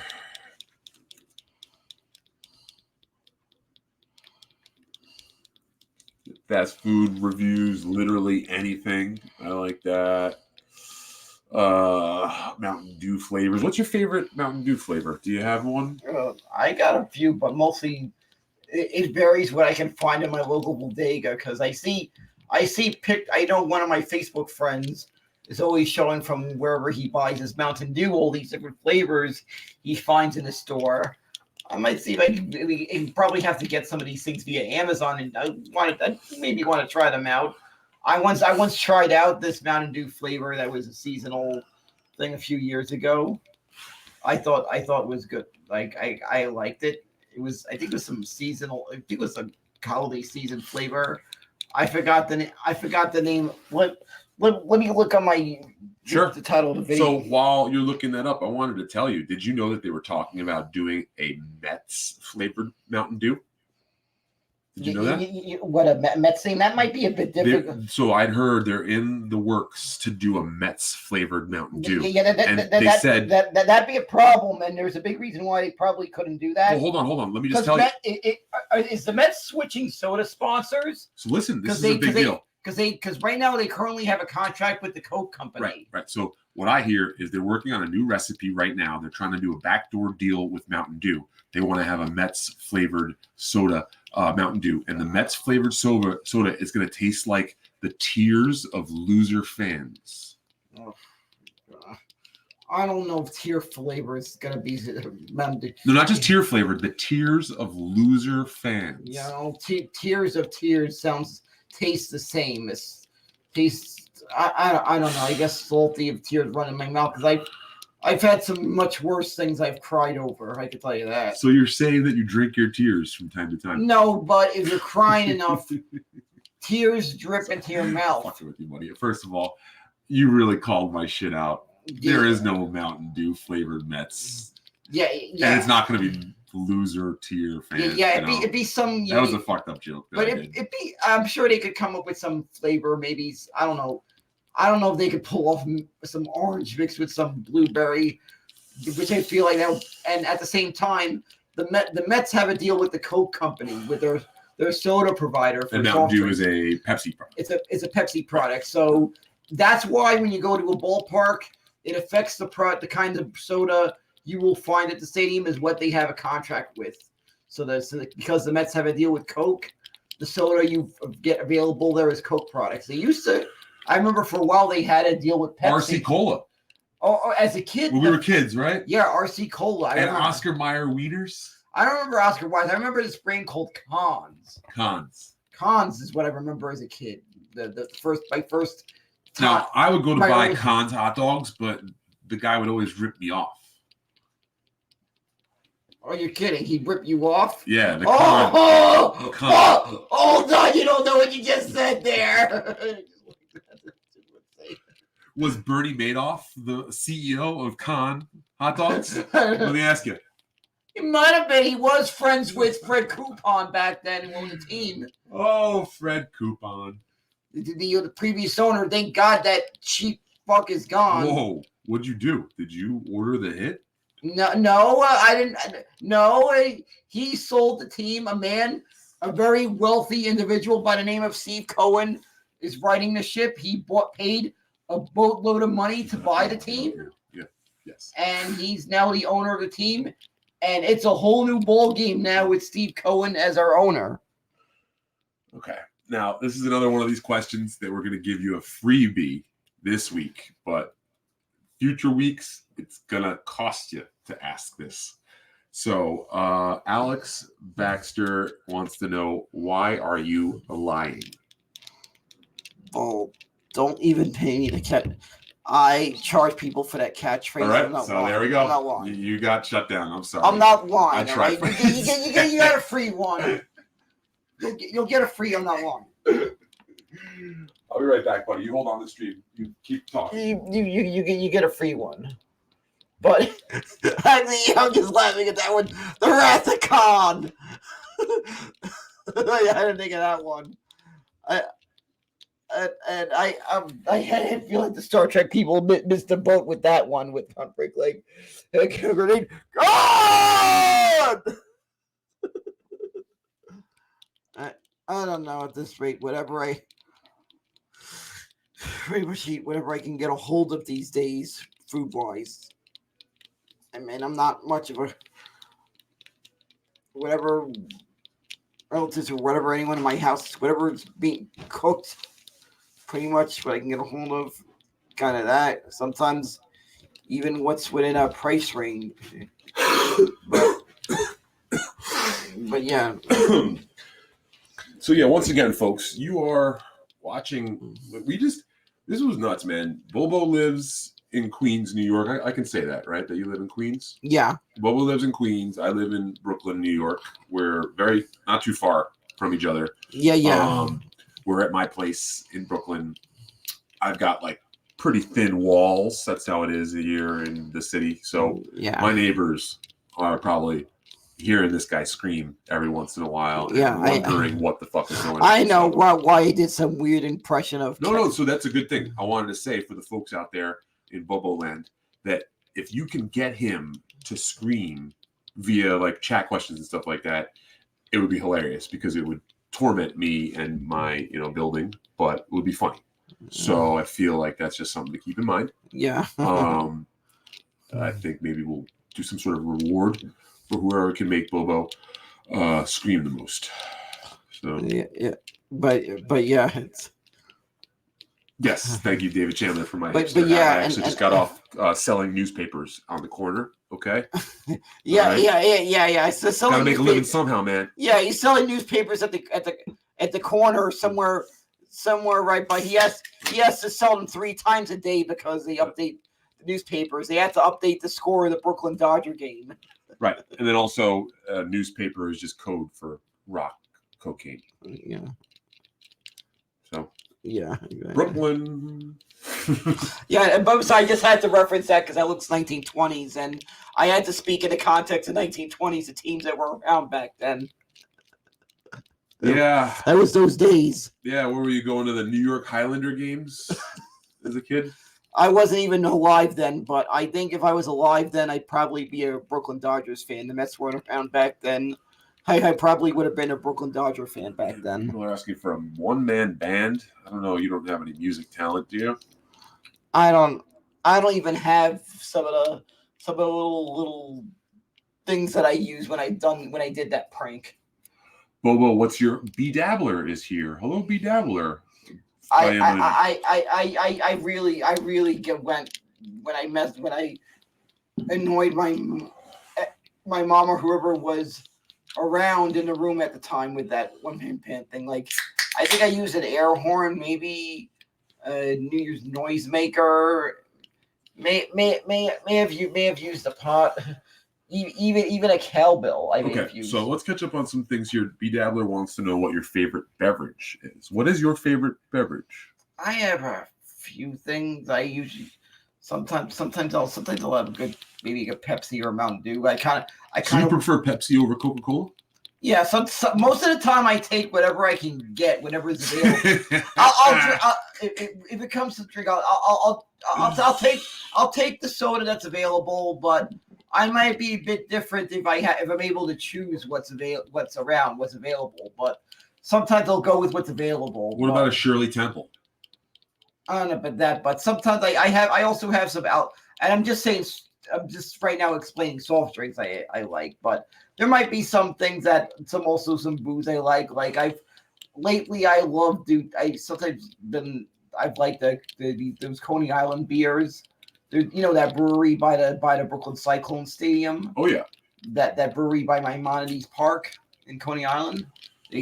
I've tried some Minorities Park? Maimonides. It's named a hospital. I'm sorry. It sounds like you're saying. I know it's. I'm pronouncing it, but I'm not saying you're saying that, but I'm just saying it sounds. I know it sounds like it, but a hospital of all things bought the naming rights for a minor league stadium.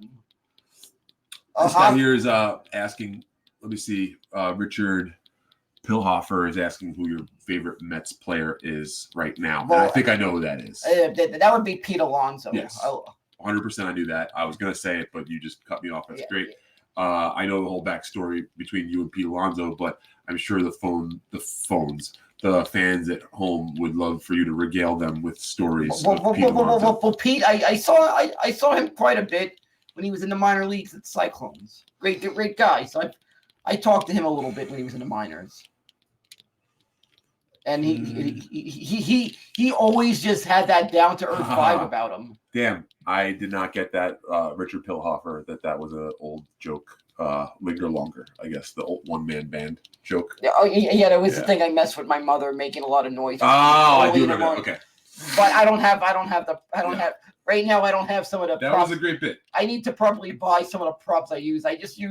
I literally just used an old pot that my mother was getting rid of. I use an air horn. And I even use like one of those New Year's noisemakers things, like just things that can make loud noise. I think I used the cowbell in my memory as well, if I remember correctly. B Dabbler says that she is I believe Red B Dabbler is a female. If I have that all my stream, I don't it's like, okay. I don't like to miss assumptions. I'm not going to assume, but I do believe I have it on good. Because sometimes I have it on good authority that B Dabbler is because I can't really tell really much by the Twitter handles who you are. That's actually really progressive of you to say that. No, it isn't that. It's just because I don't know who exactly some of these people who they are, their usernames. On let's say some people let's say if you were on Twitter and you use the same Twitter name as your Twitter handle, I might be able to figure out who you are. So I don't know exactly quite if anybody that I frequently talk to on Twitter showed up on here, because you might have a different username than what you do. You do. Well, B Dabbler is saying that Shirley Temple is in her top five, or in their top five. That was a good call. But I want to say this, B Dabbler. I don't drink Shirley Temples, okay? I drink Humphrey Bogarts, okay? Because that's what boys drink. Boys don't call them Shirley Temples, okay? We are real manly around this place, and we call them Humphrey Bogarts. So, okay, I want to make sure that's clear. Clip it. Let's see what else we got here. I saw another good one here. This chat is fucking booming. I love it.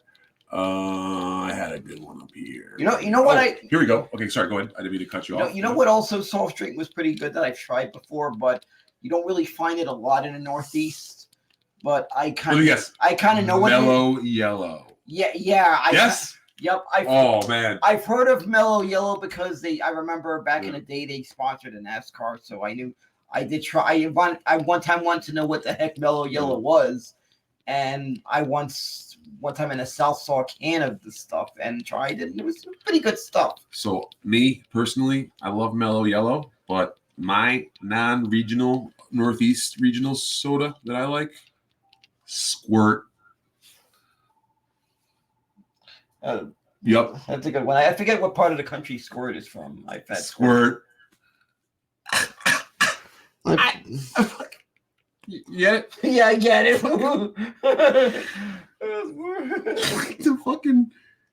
like the fucking videos. Yeah. Oh yeah, I know what you're talking about. Hold on, you don't know what you just said there. I'm sorry, I just had to do that impression of Chip. Oh, that's a great point. You've been phenomenal. I know I'm your friend, Stevie Lou here, but this is from outside perspective. You have been hands down one of the best guests of the Chip Chipperson show, not only of this year, the year our Lord 2022, but I think of all time. That you can almost skip the other episodes. I love that almost every time you're on, they have our buddy Zach Amico on. Oh yeah, that Zach Amico episode was fun. And like I said, one of the things that there have been different things because it just fits the aesthetic of the show. I play the Chipper show, but I do it as a character version of me, and I'll just come up with some really outrageous stuff that I've made up. And one of the things was a character I sort of made up a backstory of that I said I'm doing a series of YouTube videos on. Right. That I'm still trying to figure out what would be a hilarious sounding New York accent for Frank Grabowski and the look, because he's kind of like a New York Italian kind of thing, like. Frank Grabowski. Yeah, that's right. I got a balloon movie. I just did that. This might be the other video. Dude, you know that Avengers movie? They're filming in my neighborhood. I just would stop by there and I filmed it. I got it right here. It's not even out yet. It's still in production. See, I'm just an example of the character. I got this right. Look at this. You like that voice? I love it, but I got this right here. B Dabbler is a very extremely attractive woman. So, yeah. Unfortunately, B Dabbler, both of us are off the market, and that's awesome. Yeah, that's all I want to say. Some really pretty gals on our side. That's what I say about if you're gonna make it big anywhere, you got to have some real pretty gals as friends. Yeah, exactly. I hate to sound like a sexist caveman here. But I just want to. But yeah, what I was gonna say is that I was gonna come up with that voice, and I think I just came up with the voice for Frank Grabowski. You like that voice? Oh, I love it. I think we could just. Does it have that New York sound to it? Oh yeah. At a time, he's, and I think you like the line when he said, Yeah, that movie's still in Oh, here. production. Okay, and I want just to try filmed it. something here.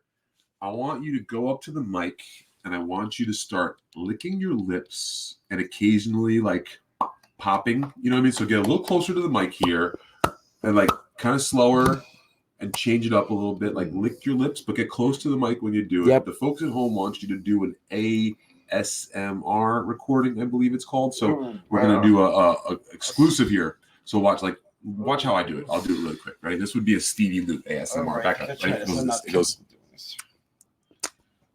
All right, I'll try this. All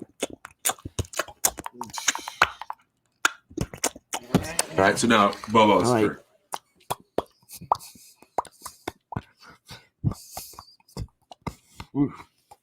Keep going. And occasionally say, all right. All right. Take a sip and do it again.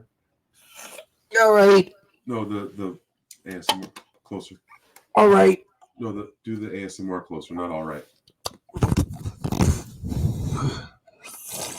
You don't have to slug beer the whole time. Yeah, well, I'm just trying to put some sound effects or something to it. I'm Okay.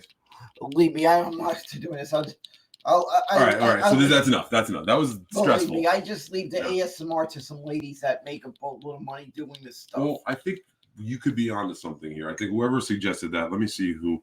I'm gonna have to go back up. But thank you, Richard Pilhofer. I see you got to go. That's all good. Thank you, buddy, for coming through. Please, everybody smash the like button if you can, like someone else said there. I don't know how any of this shit works, but I think that's good for the whole algo rhythm. And you know us too, we got rhythm and blues. So not only does it help the algorithm, it helps the algorithm and blues. Yeah. Why did everybody just drop off when I said that? No. Was that bad? Was that bad? No, it was. Yeah, that was a hilarious video. That was a fake one. That was a funny video I filmed there. Pretending to assault the pizza guy. If you remember that. Jim Norton loves your. Wow, B Dabbler wants to know. This is actually a really good one here. She wants to know if you will be coming to DabbleCon in Rochester in February. When the heck is the DabblerCon? Well, I'd love to actually let's promote that. I just hope it doesn't conflict with the same day as the Daytona 500. It's in February. It is, I think, February 4th and 5th. That the 500 is not that day. I can't even, if I don't even know how much it costs to go to Rochester. Well, here's the thing. What I could probably do is I have a driver's license. I don't have a car. That's one good thing about Brooklyn is we don't normally have to have a car, but I do have a license and I could rent a car. So, and I guess I could go there and pack maybe just a couple guns. No, some winter gear. I hear it's cold as fucking Rochester. Yeah, that's probably a good idea. You bring those long johns. Yeah, you know? I hear it's. I hear it's like. Actually, it would be kind of funny if you just walked around DabbleCon with long johns on. You know. I'm gonna do that. All right. I'll be wearing maybe some winter gear that you can't tell that you can't tell really if I'm really how skinny or fat I am. Okay, so we'll basically be Dabbler. We'll say that's a very good maybe because I'll tell you that I am pretty sure I'm going to head up there. I actually just sent this guy Carl Hamburger from Who Are These Podcasts. I sent him this proposal and like kind of invoice for my security services. I was ready to offer my anti-Zumach protection services for that Friday and Saturday for DabbleCon. My rate was going to be $0 for my salary, and then for travel and expenses, I was asking for no money also. So I had proposed this to Carl. I'm waiting for him to get back to me, but at this moment, I have an offer on the table for Carl. If you folks could pass this along to him, maybe he missed my message, but I was going to offer free security services up there. I don't know much about the Dabbler. I don't know if you host a podcast.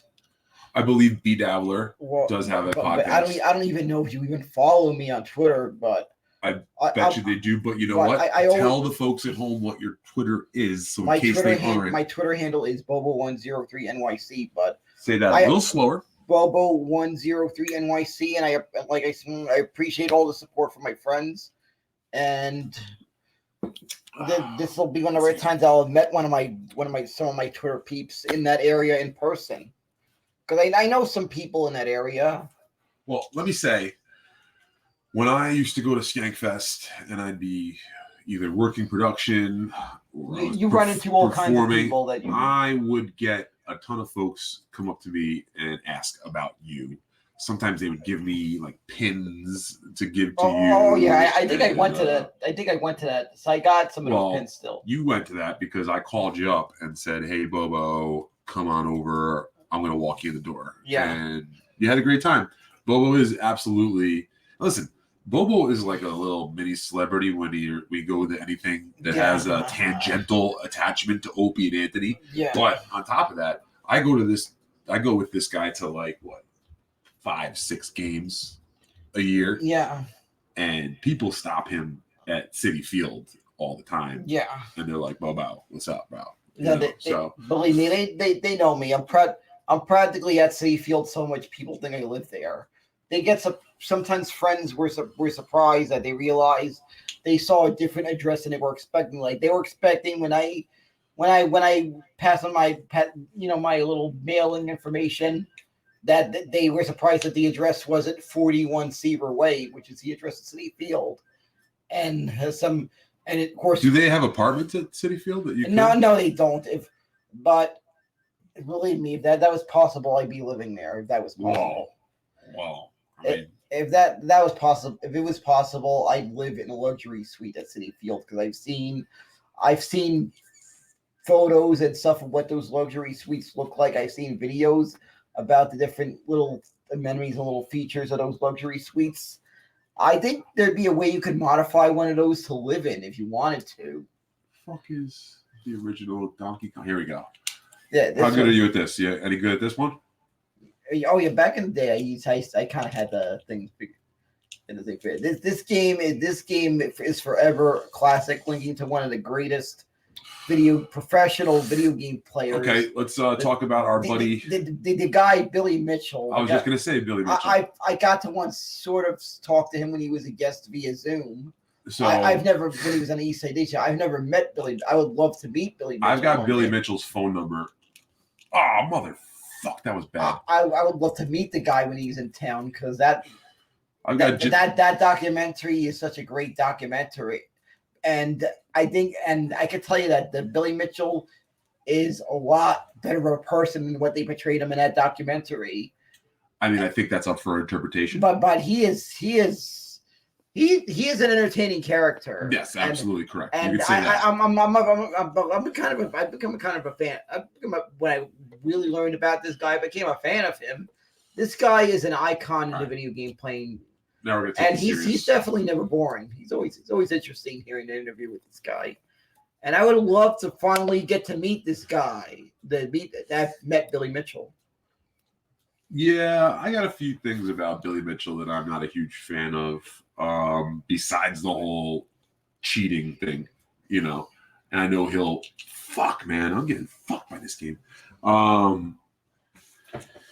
He is a really religious guy, overtly religious. That was actually a problem when we had him on the East Side Dave show. He would get really uptight if anybody was cursing or saying anything that he thought was unholy, which, believe you me, there was a lot of that when it came to the East Side Dave show. So, I mean, listen, I get it. He's very entertaining. King of Kong is an incredible movie. He plays the foil. He's the villain. You know what I mean? And we got to see another side of him that wasn't as villainous. I get it. You're absolutely right there. That we had an extra cool look on this. Fuck. Dude, I'm just fucking up here. But yeah, Billy Mitchell. We have his phone number. Maybe we give him a call. Yeah. Yeah. People are saying that this is great, man. That's amazing, man. Look at that. David Chandler, again, coming through like a pimp and helping folks out, put good content out, and make dreams come true. Looks it's like fucking. This guy's like fucking Disney World over here. I love it. So God bless you, David Chandler. Okay, this is tight here.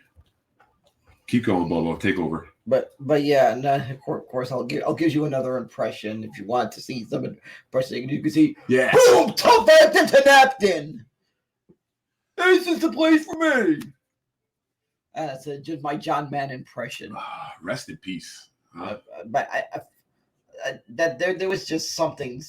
It hasn't been the same since since the last time we got to see John Madden call a football game. What would you say about these allegations that Frankie McDonald killed John Madden? No way that I cannot see that. If that is, I might have to remember that thing I said about the movie Roadhouse. Uh-oh. Go on. Be nice until it's time not to be so nice. That might be a time to be not so nice.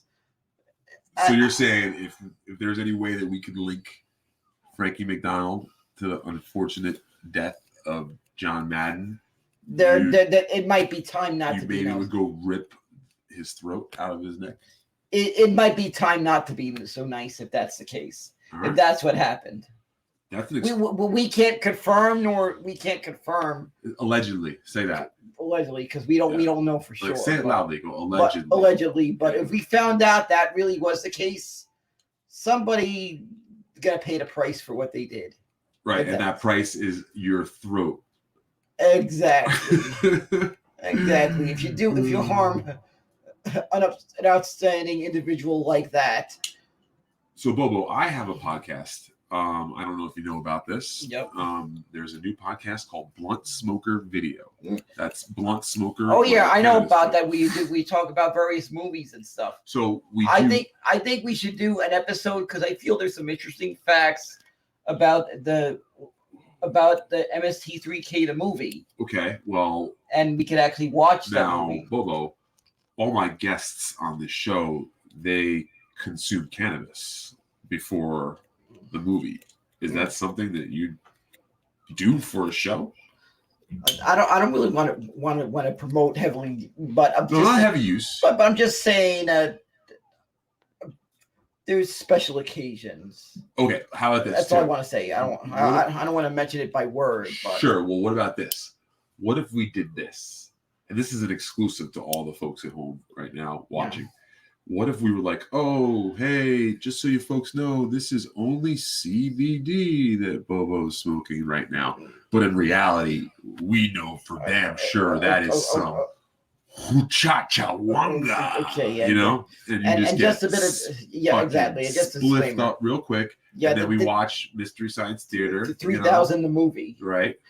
But, and just let you know, this is something you're not going to see a lot. No. This will be a one-time thing.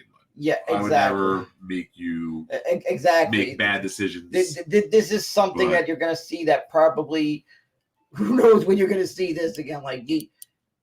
But we'll discuss. We'll discuss off air. But yeah, definitely an episode of actually that's a movie, Mystery Science Theater 3000, a movie. This came out in 1996. And actually, I don't want to take away too much from this broadcast, but I'll give you one little fact about this movie. I did not even know until after the Mystery Science Theater 3000's run, until I saw it on HBO, this movie. They did a movie because apparently at the time Comedy Central did little to promote the movie at the time. Okay. So I did not, and it wasn't playing in many theaters. So I apparently didn't know until years later that they did a theatrical movie, and the movie they watched in that episode was This Island Earth. And this is a movie they normally couldn't get. Mystery Science Theater 3000 could not get the rights to, because this one they got the rights to because Universal produced the movie. Right. So Universal gave them permission to go to look in their archive, go to visit the archives of Universal and pick a movie that they would want to make their little funny comments on as they watch it. You know what? That's the old phrase, hey, if you can't beat them, join them. You know, because apparently if they couldn't get the rights, What they do is just go and use their popularity to sell a film to the film company that owns the rights. Actually, it wasn't really done. It was that Universal approached them of doing a theatrical movie, and they shit! Well, excuse me. And they did that, and they were because Universal produced this movie.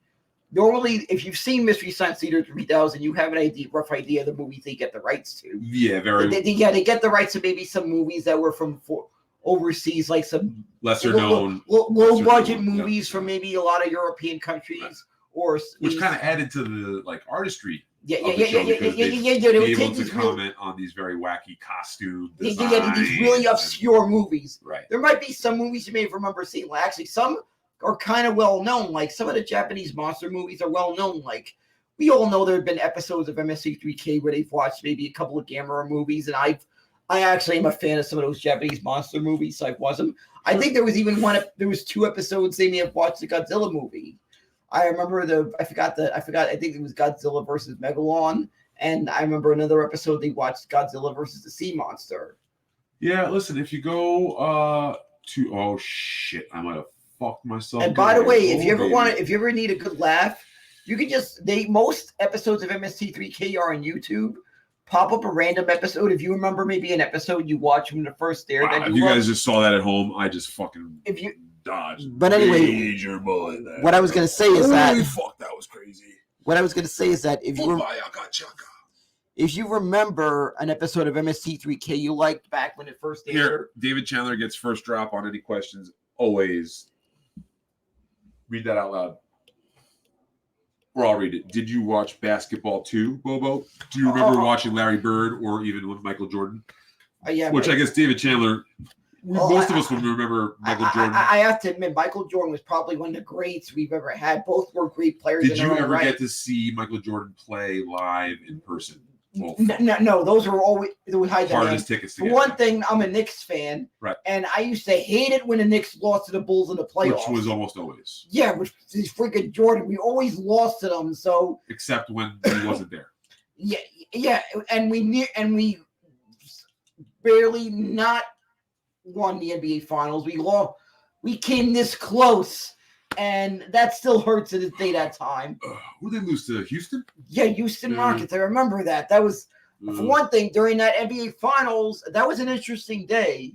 I'll tell you the fact. For one thing, that same day, I was at a parade in the city. The Rangers won the Stanley Cup. And it looked like we were on a cusp of seeing both teams in the Knicks and the Rangers winning championships in their respective sports on the same year. Could have happened. Yeah, it came close to that happening. But anyway, the Knicks were still continuing their NBA Finals run, and I believe it was Game 5 in the NBA Finals that day, right? Oh, it's been so long. What game was that day that happened? The White Bronco chase. But Patrick Ewing had an amazing performance that game, right? And they interrupted it because I did not really care much about that White Bronco chase. You're on the ladder. You gotta go to air. I fucked you up. Sorry, I got to do the research. Yeah, Bobo, what do you think? Did OJ do it? He allegedly did it, but what do you think, though? He's not going to sue you if you say yes. He probably almost 95% sure did it, but so there's a 5% doubt. Yeah, but apparently, if there was 5%, but at the same time, if there wasn't for OJ, I could get it if you said. But maybe I could get it if you said there was a 99.99999999995% chance. Then I get it. You know, you're saying 95%. Well, OJ apparently is searching various golf courses for the real killer. Oh, that's a good joke. Yeah, he's searching golf courses for the real killer. That's such a good joke. And plus, if it wasn't for O.J. Simpson and that whole fiasco, Anthony Cumia wouldn't have had a career. So you got to thank O.J. Simpson for Anthony Cumia. All right, next time I see him. Yeah, right. You remember this? You've seen the song, right? The song parody that led to Obi bringing Anthony in as a co-host when they were just a show on Long Island. You know the little song about the OJ trial? Remember it? You've seen Anthony talk about it. Right. Who's your favorite killer? Someone wants to know. Ooh, killer. David Chandler, I don't agree with what they did, but David if I'm Chandler is weighing in on if I'm gonna say a serial killer, historical serial killer, that maybe if I'm gonna say like let's say if they were baseball cards, like whose serial killer card I'd want to have, I'd have to go with Son of Sam, being the fact I'm a New Yorker and the guy was a part of the city's history. Like, I got relatives that were alive when that whole paranoia thing happened and talked about how people were scared of this guy back then. Folks are saying that you should go on Who Are These Podcasts? Oh yeah, I would be game for that. I'll put the word out to Carl. But yeah, what I was gonna say about that OJ thing happened that same day. The NBA Finals, they were interrupting it for this like Bronco chase. I did not really give a damn about the chase. I was just more wanting to watch the NBA Finals. I remember like it was on like you remember the game was on like a little tiny screen back then. Remember that? Right. And it was just an upsetting thing if you're a New Yorker that was just excited about your team being in the NBA Finals and you're watching it. I think when that right Bronco chase happened, I was listening to the radio feed of the game when that white Bronco chase was happening. Yeah, that's what I had to do. I had to listen to the radio feed until the white Bronco chase ended. Then once I forgot if it ended or it went the entire rest of the game. But eventually when they could go back to the game being on a full screen instead of a little tiny thing, I was watching the rest of what was an epic performance by Patrick Ewing that led to him nearly getting that elusive title that he never got in his career. Mm. And unfortunately, we all know the Knicks lost to Houston in game 7. We all know, I'm not going to go to the whole backstory behind it, but we all know how that played out. But unfortunately, that happened. And that's in the years I've been alive, that's the only one of my teams I've never seen win a championship. That I was not even wondering. born. Let's give something a try since this is our first episode ever. Because this is just a pilot episode. Let's see what happens if we go to, say, YouTube.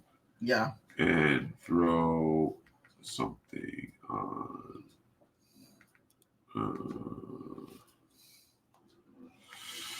Let's see. Okay. Keep talking while I'm searching. Yeah. Maybe read it. I just remember. Anything about Jordan is the greatest of all time. Yeah. He is like, the greatest of all time. Probably one of the biggest. Growing up, he was the biggest player I've seen in basketball growing up. Like, it was one of those things that I can tell people I got this. I remember Michael Jordan. There are people that only know Michael Jordan from some highlight films or maybe some old basketball card they spent a boatload of money on eBay, or from their parents when they talked about when they remember Jordan. I could say, yeah, this is an athlete I remember when he was active. That's the reality of it. I remember that. It's weird. Right, you could go to someone in their 30, 31, some 25-year-old, and you could be like, in your fucking face, you fucking young loser. I got to live through some of the greatest era of the NBA. The players I got to see back in the day. Oh, here we go. The 90s NBA was just a glorious era. Here's a great question from David Chandler. If you had been driving the white Bronco that day, so say if this was like a multiverse where you were all of a sudden AC Cowboys, right? What would you have done? I would not be driving slow as fuck. I'd go full Grand Theft Auto. Let's put it this way. Take it as far as I can go. GTA, baby. I like it. Yeah, I don't know. I might been caught. I might have been caught. I might have somehow, the verdict of the OJ, assuming the exact same verdict of the OJ trial played out the same way. But I would be. And I would have given them a show in that chase. Let's put it this way. David Chandler, you get a gold star because you got Bobo to start screaming again. So that question got him all fired up. But like I said, I would have given him a show a run for their money. Yeah, this Okay, is. here we go. This is we had Kenny. What was the name? Charlie Ward, right? Yep. Charlie Ward versus. Oh shit! I remember watching Alonzo this Mourning. live. I remember watching this live. Was it a Charlie Ward that started this fight with Alonzo Mourning? Yep, I or am believe so. thinking Yeah, something different? this was like I remember This is watching. where Nick Van Gundy gets dragged. And I said Oh, Nick. man. It was Stan Van Gundy, right? Or is that? Oh yeah, this is taking it back in the day when it was like you were the envy of everyone if you said, "Yeah, I got tickets to the Knicks game." This was during the first round of the playoffs, I think. Yep, it was. But why did they not rewind that? Okay. Oh, there we go. Bill Lambier and Moses Malone. You got Dennis Rodman in there. Oh my god, this is just. Oh, there's Charles Barkley. This is throwing an era. This is an era that people wish younger than me wish they could. They got to see live. Like this is just. Who is that? That's Edwards. I don't know who that is. That's looks like Kevin Duckworth, I believe. Yeah. Who's in there? There's Horace Grant. Knicks Bull 94. Watch this one. This one's a great one. This is like right in the stands. Yeah. Apparently, they said David Stern was sitting like a few rows away from this the whole time. I just remember. And look, yeah, you see Anthony Mason comes in and just gets so big. Okay. He starts. I watched this one live. You got Charles Oakley, Anthony Mason, Patrick Ewing for the Knicks. All big bad dudes. And then you had like I think it was Bill Cartwright for the Bulls. Here we go. There's a little shit talking there. Oh, he just put his arms around his neck. That was great. There's Mookie Blaylock. Did you know that Mookie Blaylock was the original name of Pearl Jam? Are you kidding? Before they turned into Pearl Jam, their name was Mookie Blaylock. I never knew that. But yeah, that was a fun era. This was just a fun era. And even one of my favorite basketball video games came out of this era. A little video game called NBA Jam, you might remember. Oh, man, that's a great one. Fuck, we got that? Can I get that? Hold on, let me see. But I remember that was a good one. This wasn't so good. But that was just such Oh, here we go. Look at this. Charles Barkley slapping somebody in the face. This video is called When Basketball Was a Real Man's Sport. Yeah. Here we go. Charles Barkley's fucking. This is because that guy. Yeah, I don't know what that was all about. I don't know. Someone's like Edward. All right, so. Yeah, Malice the Palace. Okay, I just wanted to see what would happen if we started playing that. I wonder if we're going to get flagged. You know, Yeah, exactly. Let's take it one step further. Since this is only a trial. I guess maybe we won't really have the audio. Yeah, that's a good point. Yeah, maybe that might help in our Helps keep it favor. under. Yeah. Yeah, maybe us talking, maybe gonna help a little Yeah, bit. because we're commenting on it. Yeah, we're commenting on it. I gotta figure out the way to do this because there is some movies I remember seeing were I think I remember even some made-for-TV movies that were like. This is a great one. National Lampoon's Christmas Vacation. Yeah, Christmas Vacation. So let's let this run. And if we get kicked off YouTube, we'll know. Yeah, we'll let it run for the end. I don't want to wait too late. We're almost up to 3 hours, which is fucking insane. Yeah, I don't want to go too long because I don't want to be waiting a million hours for the bus. Yeah. Maybe we'll I can get a quick bite to eat. But I can tell you, Christmas Vacation is essential Christmas viewing in my house. A little fact about me, this question, who would start? What goalie would I want to prime during the Rangers? I would say Mike Richter. That guy was one of the greatest goalies I ever seen. He came up. That man was clutch in the finals, and I mean, Mike Richter over John Van Beesbrook? No, they're talking about Mike Richter or Henrik Lundqvist. Oh, Lundqvist. What about Van Beesbrook? Yeah, Beesbrock. That. Okay, I don't know if he ever. I know he ever won it. Well, won the cup. I forgot what era he was on the So Rangers. Richter, because he won the cup. It was just saying he came through clutch, and that team just managed to get the job done and win. Win that cup. Plus 94 was a special memory. So B Dabbler's a little worried about you taking the bus. A couple things about that, B Dabbler. First, I walk him to the bus. Second, I swipe him on the bus, so it's a free ride for him. And I'm talking about the card you used to pay for this thing. Yeah, I don't swipe his Yeah. We're body talking. parts. We're talking about the pay system the MTA uses here in New York. We don't swipe his body parts. Yeah, we're talking about a card. Probably go get a bite to eat close by on Stevie Lou, of course. Yep, exactly. I got you, bud. Don't But worry yeah, about what is that. this? Get him on a bus, and it's only like 20 minutes tops. Yeah. And he also always lets me know when he gets home. Yeah, Like, that's true. Yeah, that's true. Plus, but yeah, I have to say about the Christmas vacations and essential Christmas viewing in my house. It's the one I watch every year. Me and my mom's we probably quoted the movie. Me and my mother. And another one we quoted a lot. Of course, me and my family members we quoted Christmas Story. We quoted a lot. Of course, Die Hard is another one we quoted a lot. You can't forget. My mom loves the movie Elf.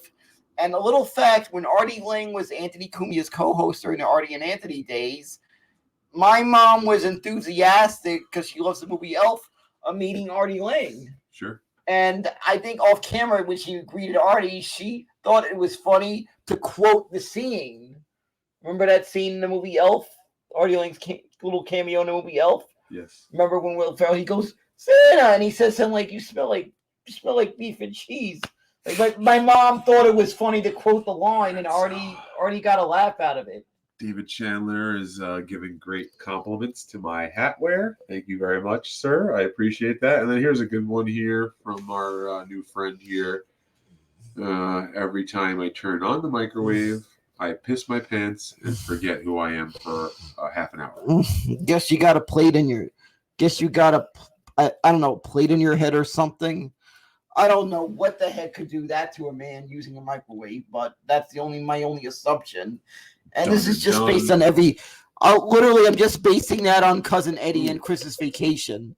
I think you're quoting a line in Christmas Vacation. I'm pretty sure of it. Here's a good one. Have you ever seen Santa Claus versus the Martians? You're talking about the Mystery Science Theater 3000 episode where they watched that movie? Yeah, I have. I remember even once stumbling upon this movie on TV before I had ever seen, because I didn't watch the episode when it first aired, but I saw it whenever it aired. I remember once laughing at this ridiculous, I remember looking at thinking this ridiculous idea of a movie that they actually made this and it was like on TV. And my uncle said he remembered watching this as a kid. And I said, they actually made a movie, Santa Claus and the Martians. This is the weirdest thing I've seen. And then what made it really even really hilarious at the idea that they even made this movie, when I found out that Mystery Science Theater 3000, that movie was part of an episode, I watched it. That is part of my Christmas viewing, that episode. Actually, both Christmas. Oh my God, he's yelling. Both Christmas episodes of MST3K are essential Christmas viewing. The Santa Claus Conquers the Martians and this movie. It was titled Santa Claus, and the plot is just a really weird, outrageous plot for a Christmas movie. If you haven't seen the episode, best way to describe it. Trust me, if you've seen it, this is one of those cases. Remember, I said MST3K took with the movies they would source were sometimes these weird movies from overseas that were released as an English dub. Right. This Christmas movie they watched in an episode. It was during the Mike Nelson years. It was some Christmas movie from Mexico, of all places, that was dubbed in English. And the weird concept, like Santa Claus having to deal with some demon, battle of demon, the best way to describe it. My grandmother wouldn't approve of that. I'll tell you that much. But it was Santa Claus fighting a demon, pretty much. And it was just a weird. I mean, I don't know where some of these studios overseas got the idea for some of these movies. But MSC3K got the which, in case you never knew about the show, where they got these movies, they sourced them from overseas half the time, or maybe some old low budget sci-fi film from like the 50s and 60s, sometimes 70s. I think they even stuck in a couple of made for TV movies, because there was this one movie I remember laughing at that was a made for TV disaster movie. And I mean disaster in it, the fact that it was a disaster movie and the film was a disaster. This movie titled Avalanche. And I've never seen a disaster movie that it took almost I don't remember the correct time marker on the movie, but my memory is correct. A half hour in, the disaster doesn't happen until a half hour into the movie. Is that ridiculous for a disaster movie? The disaster in the movie doesn't happen in a disaster movie, but the disaster doesn't happen until a half hour left of the movie. Again, this was a made-for-TV movie, a real movie that was made called Avalanche. I think it featured some sort of noticeable actors in the 70s, but it was like very late in the movie when the avalanche happens. Like, it was almost the best way to describe it. Remember that version of the Hulk with Eric Bana? Remember how you had to wait until almost an hour and 10 minutes into the movie when the freak accident happened? You see these superhero movies, they pace it right. They know how to pace the movie. The freak accident sometimes happens in the first hour of the movie, right? Am I right? Like you're working on a bit. Are you working on a bit right now? Well, sort of a bit, but you've seen those superhero movies. The freak accident that makes the superhero always happens maybe the first hour of the movie. Remember how far into the movie the Eric Bana Hulk got to the freak accident? Right. That is the best way to describe Avalanche.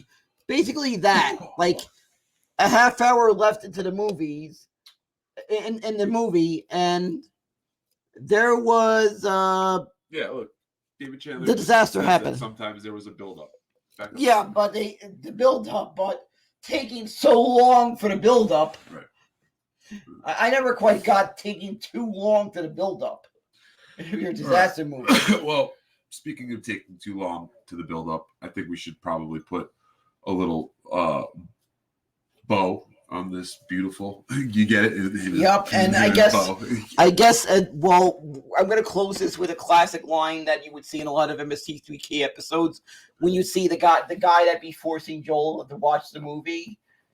You know, you see the guy that can't read. He'd be saying, you see these two guys that were sort of like villains. They were calling them mad. Like, you see this guy before they'd be saying to Frank, "Push the button, Frank," and it would cut to the credits. All right, so. You hit the close button, and this, when I say push the button, Frank, you did it. You're supposed to end the recording. Oh no, we're not done. Plug your Twitter and your podcast. Oh yeah, when I plug it, yeah. My Twitter, Bobo103NYC, Instagram, Bobo718DK, and this YouTube account. You see my content. Not just this, but other content I post on this YouTube. Podcast. Also, Best Seat in the House podcast. Watch them with me and my good pal, Robert Kramer. We premiere the episodes. We tape them on Wednesday, but we premiere the new episodes every Thursday. Okay. We have a lot of New York sports talk. We also talk about maybe, especially if some you can get that on YouTube. You can get it on Apple, iTunes, Spotify. Yeah. Is that correct? Yeah, exactly. All kinds of places. Primarily YouTube, all right? We're still working on some. I think there's some other things, but the place you can always definitely find it, you'll definitely find it on YouTube. We're very consistent with that. New episodes on Thursday. We try to have them available around the morning, but yeah, you can watch me and my very talented co-host Robert Kramer, a great guy. We are working on some live events with that show, by the way. Very cool. I'm going to be talking to some people, maybe doing some live events. I would even love to maybe do some road shows with Best Seat in the House podcast, some various events. Very nice. So that's Bobo stuff, and I am at Steve Can't Lose on Twitter, and I also have a podcast called Blunt Smoker Video, which is only on Spotify right now. but we are releasing our Christmas episode in a few days. I've got a playlist of all of the current episodes available right now. And this is a podcast where me and two movie producer friends get high on cannabis and we discuss a single movie each night. So actually, as a little teaser. And I said MST3K the movie. As a matter of fact, I thought it'd be a great idea also to do an additional and this is another episode. We could do this is sort of an MST3K. The actual movie that was part of an MST3K episode, Manos, The Hands of Faith, because of the backstory behind it. I think it'd be interesting to see our little comments. We'll get you on soon. But yeah, look, thank you again, David Chandler. Look, Alva Lanker just popped in. Oh yeah, hi, Alva Lanker. But we just wanted to also say that thank you very much, everyone who checked in today. I think we'll end up putting this on his YouTube, so anyone who's checking this out in the future as well, hello to you.